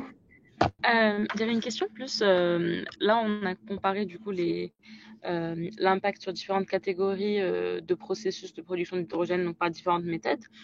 Et en absolu, par rapport à d'autres processus chimiques, comment est-ce que ça se place en termes d'impact? Est-ce que, par exemple, sur ce qu'il y avait en ordonnée sur les graphiques d'avant, est-ce que c'est des valeurs qui sont très faibles par rapport à d'autres processus chimiques, ou est-ce qu'elles sont dans la moyenne ou en gros, j'arrive pas très bien à visualiser par rapport à, donc en dehors de la production d'hydrogène, comment est-ce que ça se positionne? Quand tu parles d'autres processus chimiques, c'est d'autres procédés. C'est par exemple de production d'autres molécules. Oui.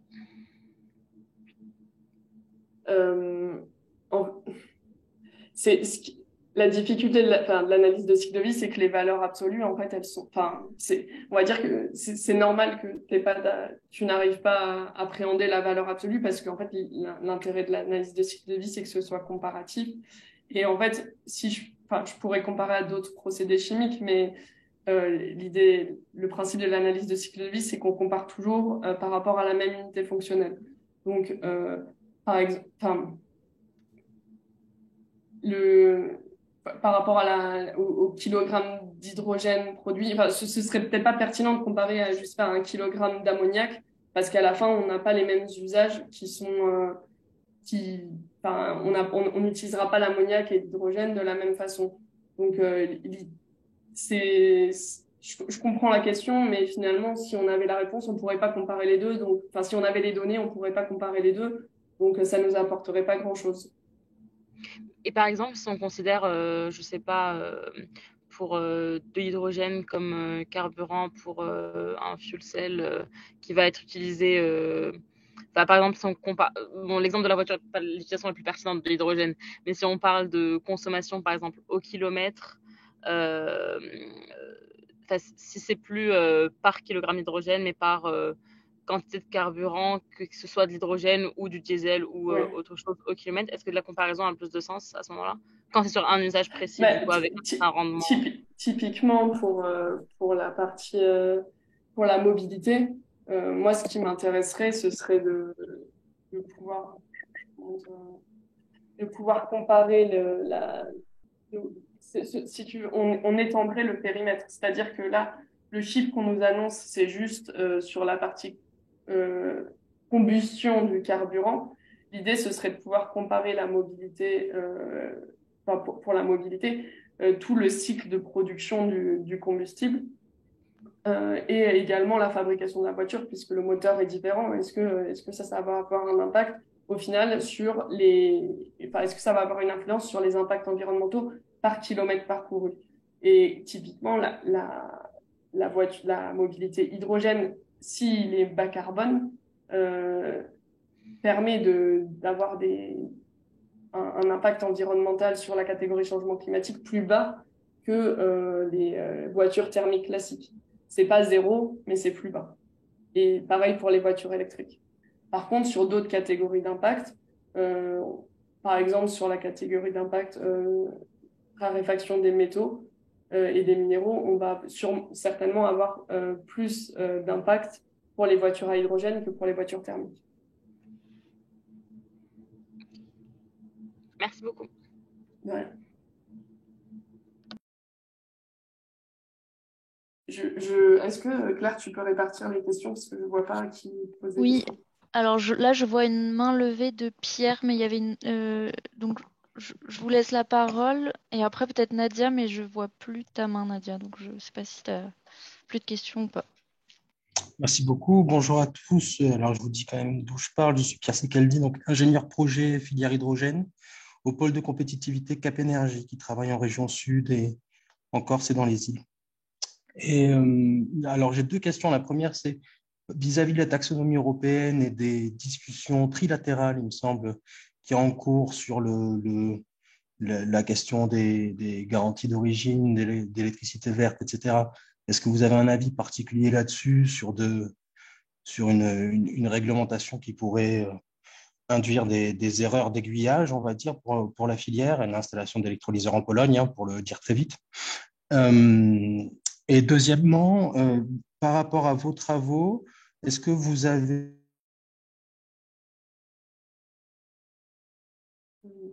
Je vous ai perdu, je ne sais pas si c'est uniquement moi. Non, effectivement, moi non plus, je n'entends plus.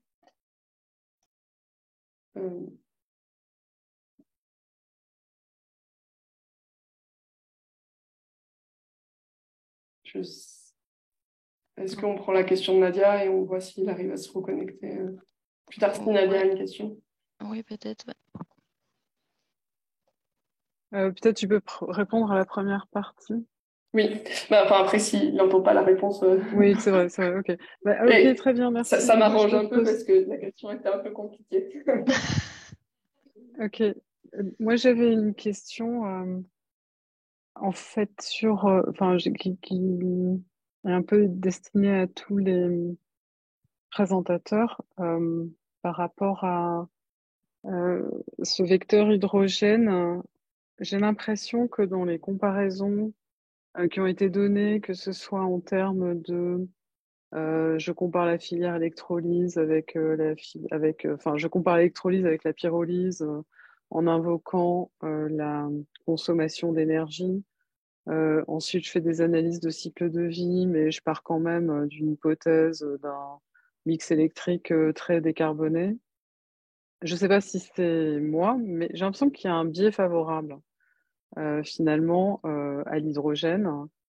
Et j'avais envie de comprendre si il y a une perspective d'envisager l'ensemble, et ça rejoint un peu la question de Pierre Secaldi sur, je ne sais pas si c'est une question de nomenclature, mais finalement, comment garantir toute la chaîne de sorte que si j'utilise moins d'énergie, mais qu'en même temps je produis du noir de carbone, tout en disant c'est très intéressant le noir de carbone, mais j'en fais 3 fois plus que de l'hydrogène. Et puis après, je vais pouvoir le valoriser, mais pour valoriser le noir de carbone, je vais sûrement me mettre à consommer des choses, enfin à reconsommer de l'énergie. Et au final, j'aurais utilisé du méthane, et même si c'est du biométhane que j'aurais pas utilisé ailleurs. Donc je pense qu'il y a quand même un sujet d'intégration de cette filière hydrogène dans une vision systémique qui dépasse en fait la simple prise en compte de l'hydrogène en tant que tel. Donc, est-ce que vous avez un peu cette réflexion globale et finalement un peu plus de recul par rapport au vecteur lui-même et de donner des éléments tangibles sur son intérêt dans l'absolu?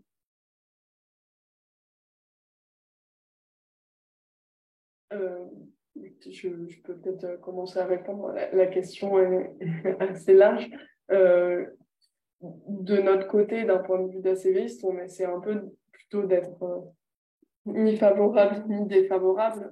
Justement, je pense que si on regarde uniquement la catégorie changement climatique avec le mix français, oui, là, c'est très favorable à l'hydrogène. Et justement, nous, on essaie de mettre en garde sur le fait que il faut prendre en compte le mix en entrée, les différentes possibilités de mix en entrée. Il faut regarder aussi les autres catégories d'impact pour ne pas faire un transfert d'impact sur une autre catégorie. Donc, d'un point de vue d'ACViste, on n'est pas vraiment là pour, normalement, donner notre avis, mais plutôt donner des éléments pour avoir pour que d'autres personnes puissent donner leur avis et prendre des décisions, si je puis dire. Oui, mais malgré tout, je pense que l'ACV ne peut pas se dédouaner aussi facilement parce que c'est très important une ACV. Et par rapport à ce que tu disais sur le fait qu'il fallait connaître les hypothèses, etc., évidemment, personne ne les connaît. Évidemment, le résultat est pris en tant que tel. Et évidemment, si elle est faite sur un mix électrique aujourd'hui, enfin, je prends par exemple l'ACV de l'hydrogène en Allemagne, hier et aujourd'hui, c'est pas du tout la même chose. Pourtant, le lancement d'une filière de cette ampleur va se faire sur des analyses d'ACV qui correspondent à des hypothèses qui peut-être seront violées dans un futur proche. Ouais. Alors, donc on peut pas dire que l'ACV n'est pas un élément d'arbitrage très important et qu'il est brandi en permanence d'ailleurs. Et dire que du coup, nous, voilà, je veux dire, si on prend l'hypothèse d'un mix décarboné, déjà on est biaisé parce que c'est à un instant T et on sait très bien qu'en plus ça va évoluer. On ne sait pas dans quelle direction. C'est pour ça que j'ai bien, enfin, dans tous les cas, quand je présente les résultats, je fais attention à bien préciser l'année et la géographie du mix. C'est pour ça que quand on présente ces résultats, on essaie nous de toujours présenter les hypothèses. Il y a un point, tu dis, du lancement de la filière. La filière, elle existe déjà dans la stratégie nationale hydrogène. La priorité, c'est pas de développer des nouveaux usages ou de développer la filière, c'est juste de substituer l'hydrogène qui est déjà consommé par de l'hydrogène moins carboné. Et donc, ça, c'est pas avoir un avis sur le lancement ou pas de la filière. Cette filière, elle existe puisqu'il y a de l'hydrogène qui est consommé aujourd'hui sur différents secteurs industriels, plutôt de la chimie. Et la question, c'est juste de savoir quel hydrogène on utilise pour ces usages-là. Et nous, le point de vigilance qu'on met, c'est de ne pas regarder uniquement la catégorie changement climatique. Parce que oui, si tu regardes la catégorie changement climatique, tu vas promouvoir l'hydrogène produit par électrolyse à partir d'électricité bas carbone. Ensuite, quand il s'agit du développement, dans l'évolution de la filière hydrogène, il y a aussi le développement de nouveaux usages, à la fois dans le secteur de la sidérurgie, mais aussi pour la mobilité, plutôt pour la mobilité lourde. Là, il ne faut pas comparer. Finalement, notre unité de comparaison, ce ne sera plus pas le kilogramme d'hydrogène produit, mais il faudra voir comment cet hydrogène est utilisé, donc par exemple par kilogramme d'acier produit ou par kilomètre parcouru, pour pouvoir comparer des choses, les nouveaux usages de l'hydrogène, et pour voir si environnementalement, ces nouveaux usages avec de l'hydrogène sont pertinents ou pas.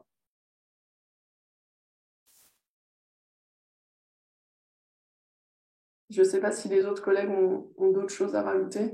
Christian? Ouais, enfin, moi, je suis d'accord avec ce que tu as dit. Je pense que c'est une question qui est excessivement difficile parce que la filière, elle repose sur un grand nombre de technologies pour exister, notamment sur les nouveaux usages. Il y a la production, il y a le stockage, la distribution, la conversion derrière. Donc, tout ça, c'est excessivement complexe. Et même pour avoir des résultats sur l'analyse du cycle de vie, ça me semble aussi très compliqué parce qu'il faut prendre en jeu un nombre de paramètres ou de conditions qui, moi, me semblent gigantesques. Donc, effectivement, nous, on essaye d'être le plus objectif possible pour ne pas donner l'impression qu'on favorise une ou l'autre filière. On a souvent l'habitude d'opposer, par exemple, véhicule batterie. C'est absolument ce qu'on essaye d'éviter de faire parce que ce sera probablement très complémentaire à l'avenir.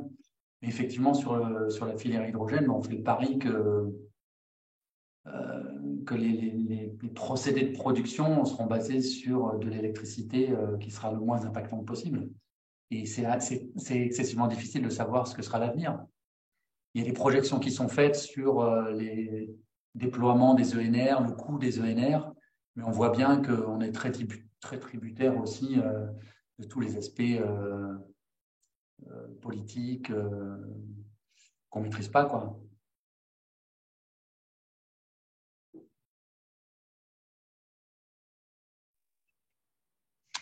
Ici, Pierre Secaldi, je ne sais pas si je m'immisce là, mais c'est pour essayer de poser ma deuxième question, que j'ai compris que vous ne l'aviez pas entendue. S'il vous plaît.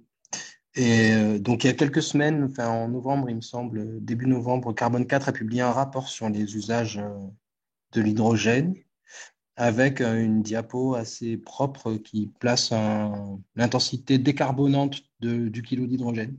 Et donc, je ne sais pas si vous avez vu ce graphe qui est des sphères là, sur une ligne avec un code couleur, vert, orange, rouge ou noir, et qui donc met un merit order en quelque sorte, enfin un ordre de mérite sur les usages prioritaires avec l'acier en tout premier, la mobilité lourde un peu au milieu, et puis la mobilité légère pour le coup, tout en bas, si je me souviens bien. Est-ce que c'est cohérent avec ce que vous nous avez raconté aujourd'hui? Est-ce que ça ne se compare pas, enfin, complémentaire? Quelle est votre vision de ces travaux-là? Alors, de notre côté, on a lancé les travaux assez récemment, donc on a assez peu de résultats pour le moment. Ce que j'ai montré, c'est vraiment des premiers résultats. Cette étude, elle est assez intéressante et peut-être qu'elle répond aussi à la question de Nadia, parce qu'elle considère vraiment les usages finaux de l'hydrogène et pas seulement la production d'hydrogène. Afin de prioriser, comme vous disiez, avec un merit order, les usages prioritaires de l'hydrogène en considérant toujours uniquement la décarbonation. Donc, on parlait de la taxonomie européenne aussi et de ce rapport de Carbone 4. La limite de peut-être toutes ces initiatives, c'est qu'on regarde uniquement la décarbonation et pas les autres catégories d'impact.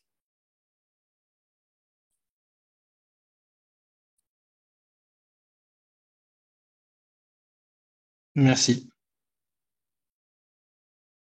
On peut peut-être prendre une question pour Yazid qui était dans le chat, donc qui était une question de Joël Billiot. Je ne sais pas si vous voulez prendre la parole à l'oral ou pas. Oui, bonjour. Ben, vous pouvez lire la question. Ma question était effectivement s'il y a une influence du temps d'exposition à l'hydrogène avant les essais. Et si oui, comment vous pouvez réduire le temps caractéristique si la cinétique est lente? Hydrogène gaz ou hydrogène à queue? Hydrogène gaz. Alors, c'est pas simple de répondre à cette question, mais en gros, on s'est posé tout un tas de questions là dernièrement sur l'interaction entre la cinétique d'entrée et de diffusion de l'hydrogène à l'intérieur du matériau et sous contrainte. Donc, selon en fait qu'on ait en fait un état de contrainte ou sans contrainte, on peut avoir justement de grosses différences. Alors, je ne sais pas si vous avez vu le slide bon, c'est vrai que je suis passé très rapidement. Je peux juste montrer un petit résultat, c'est possible? Oui, bien sûr. Hein. Alors, je vais partager mon écran. Voilà. Alors, c'est une manip Vous voyez mon écran? Oui. Oui. Voilà. Alors, donc là, en fait, on a pris 3 éprouvettes. Une éprouvette, du moins, là, une épreuve de référence à l'air, évidemment, bon, on n'en parle pas, mais une éprouvette donc de traction qu'on voit dans le tube TDS, là, au centre. Donc, où on a mis une pression de gaz de 85 bars avec 0% de déformation. Donc, et on a mis une autre éprouvette dans les mêmes conditions, mais donc à l'intérieur de l'enceinte, on a tiré sur l'éprouvette à 12%, avec deux types de vitesses. Vous voyez, vitesse de déformation à 10-4 ou 10-5 secondes moins 1. Et on a mesuré par TDS, donc on voit l'évolution ici de la teneur en hydrogène en fonction de la température, pour les différents cas. Alors, l'éprouvette qui a vu l'hydrogène, d'accord, donc éprouvette à 10-5, on était allé pendant 3 heures. 3 heures, l'essai a duré 3 heures à peu près. Donc, l'éprouvette a vu l'hydrogène pendant tout ce temps-là, mais on ne mesure rien. Donc, la teneur en hydrogène à l'intérieur du matériau est quasi nulle, donc identique à celle de l'éprouvette de référence. Et pour les deux autres, donc avec 2 vitesses différentes, on voit une entrée d'hydrogène à l'intérieur et on voit qu'il n'y a pas trop de différence, que les teneurs sont assez, on est de l'ordre de 0,1 donc ppm donc en poids, et que ces teneurs-là sont quand même beaucoup plus faibles que ce qu'on peut voir par exemple sur de l'électrolytique. Donc, il y a un effet, en fait, évidemment, du temps d'exposition, sauf que cet effet, donc du fait de l'effet barrière que vous pouvez avoir sur la surface de l'éprouvette, dû à la couche d'oxyde, qui se forme naturellement, ben oula, il y a quelque chose qui va. Voilà. Vous pouvez avoir, en fait, un effet s'il y a contrainte, en fait. Oui, Voilà, Jacques, peut-être que tu peux aussi rajouter que pour l'instant. Ma question venait du fait que vous présentez des courbes différentes avec l'hélium et l'hydrogène. On a un temps d'exposition en surface qui paraît très court et il y a une modification de comportement du matériau en volume. Je demandais d'où venait le. Alors, les coefficients de diffusion sont assez élevés, hein. Donc ça, quand on fait les calculs, on voit que ça peut diffuser assez vite. Par contre, ce qu'on ne sait pas, c'est quand on a un pipeline, par exemple, qui serait soumis à l'hydrogène pendant des années, service en continu, est-ce que l'hydrogène finit par rentrer ou pas? Là, ça reste un objet de débat, hein, quand même. Ça, on peut pas du tout répondre. Ce qui serait pas mal, c'est de prendre un échantillon qui a vu pendant, je dirais, quelques années, par exemple, donc de l'hydrogène, et de le tester et voir l'effet. Mais sachant que l'hydrogène, je dirais, part vite du matériau aussi, entre le moment où on le prend, où il faudrait peut-être le laisser pendant un certain temps dans une enceinte et ensuite le tirer. On va voir. Voilà. Voilà. Merci. Merci. Alors, on avait une question de Yumna Baou, si vous voulez prendre la parole. Oui. Vous m'entendez? Allô, vous m'entendez? Oui. Ok. Ma question, ça concernait à propos de l'analyse du cycle de vie. C'est plutôt une question générale de méthodologie, j'ai envie de dire. Parce que je remarque quand même que les ACV, en général, bien qu'elles soient complètes sur beaucoup de points, sont rarement exploitables vu que pour pouvoir utiliser vraiment le résultat, il faut prendre en compte euh, toutes les hypothèses, il faut expliquer le contexte, etc. Et donc le résultat en tant que tel n'est jamais utilisable ou alors n'est pas bien utilisé comme on le voit dans la presse. Les résultats sont pris sans expliquer toutes les hypothèses, etc. Et je me demande pourquoi est-ce que la CV ne peut pas être faite de manière plus générique, c'est-à-dire pour chaque catégorie d'impact, faire une sorte de modèle qui ne prend pas en compte des chiffres, mais des paramètres littéraux qui peuvent être remplacés après. Et comme ça, on pourrait utiliser le modèle comme résultat de l'analyse de cycle de vie au lieu d'utiliser un résultat, une application numérique qui, du coup, est trop souvent sortie de son contexte.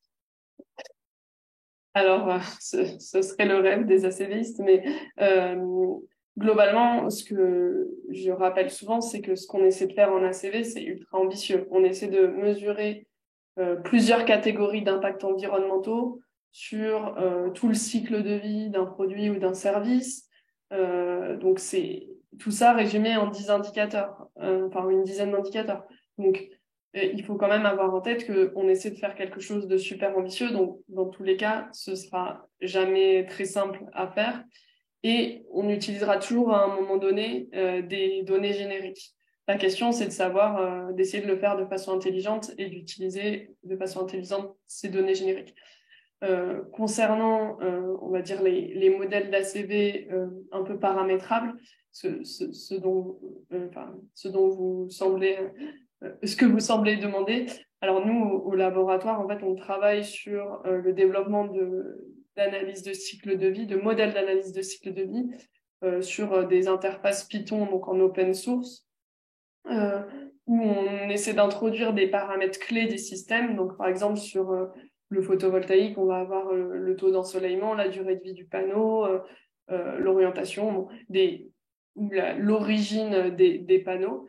Et l'idée, c'est d'essayer d'identifier les paramètres clés qui vont avoir le plus d'influence sur les impacts afin d'automatiser au mieux l'analyse de cycle de vie et pouvoir l'adapter à différents cas de figure.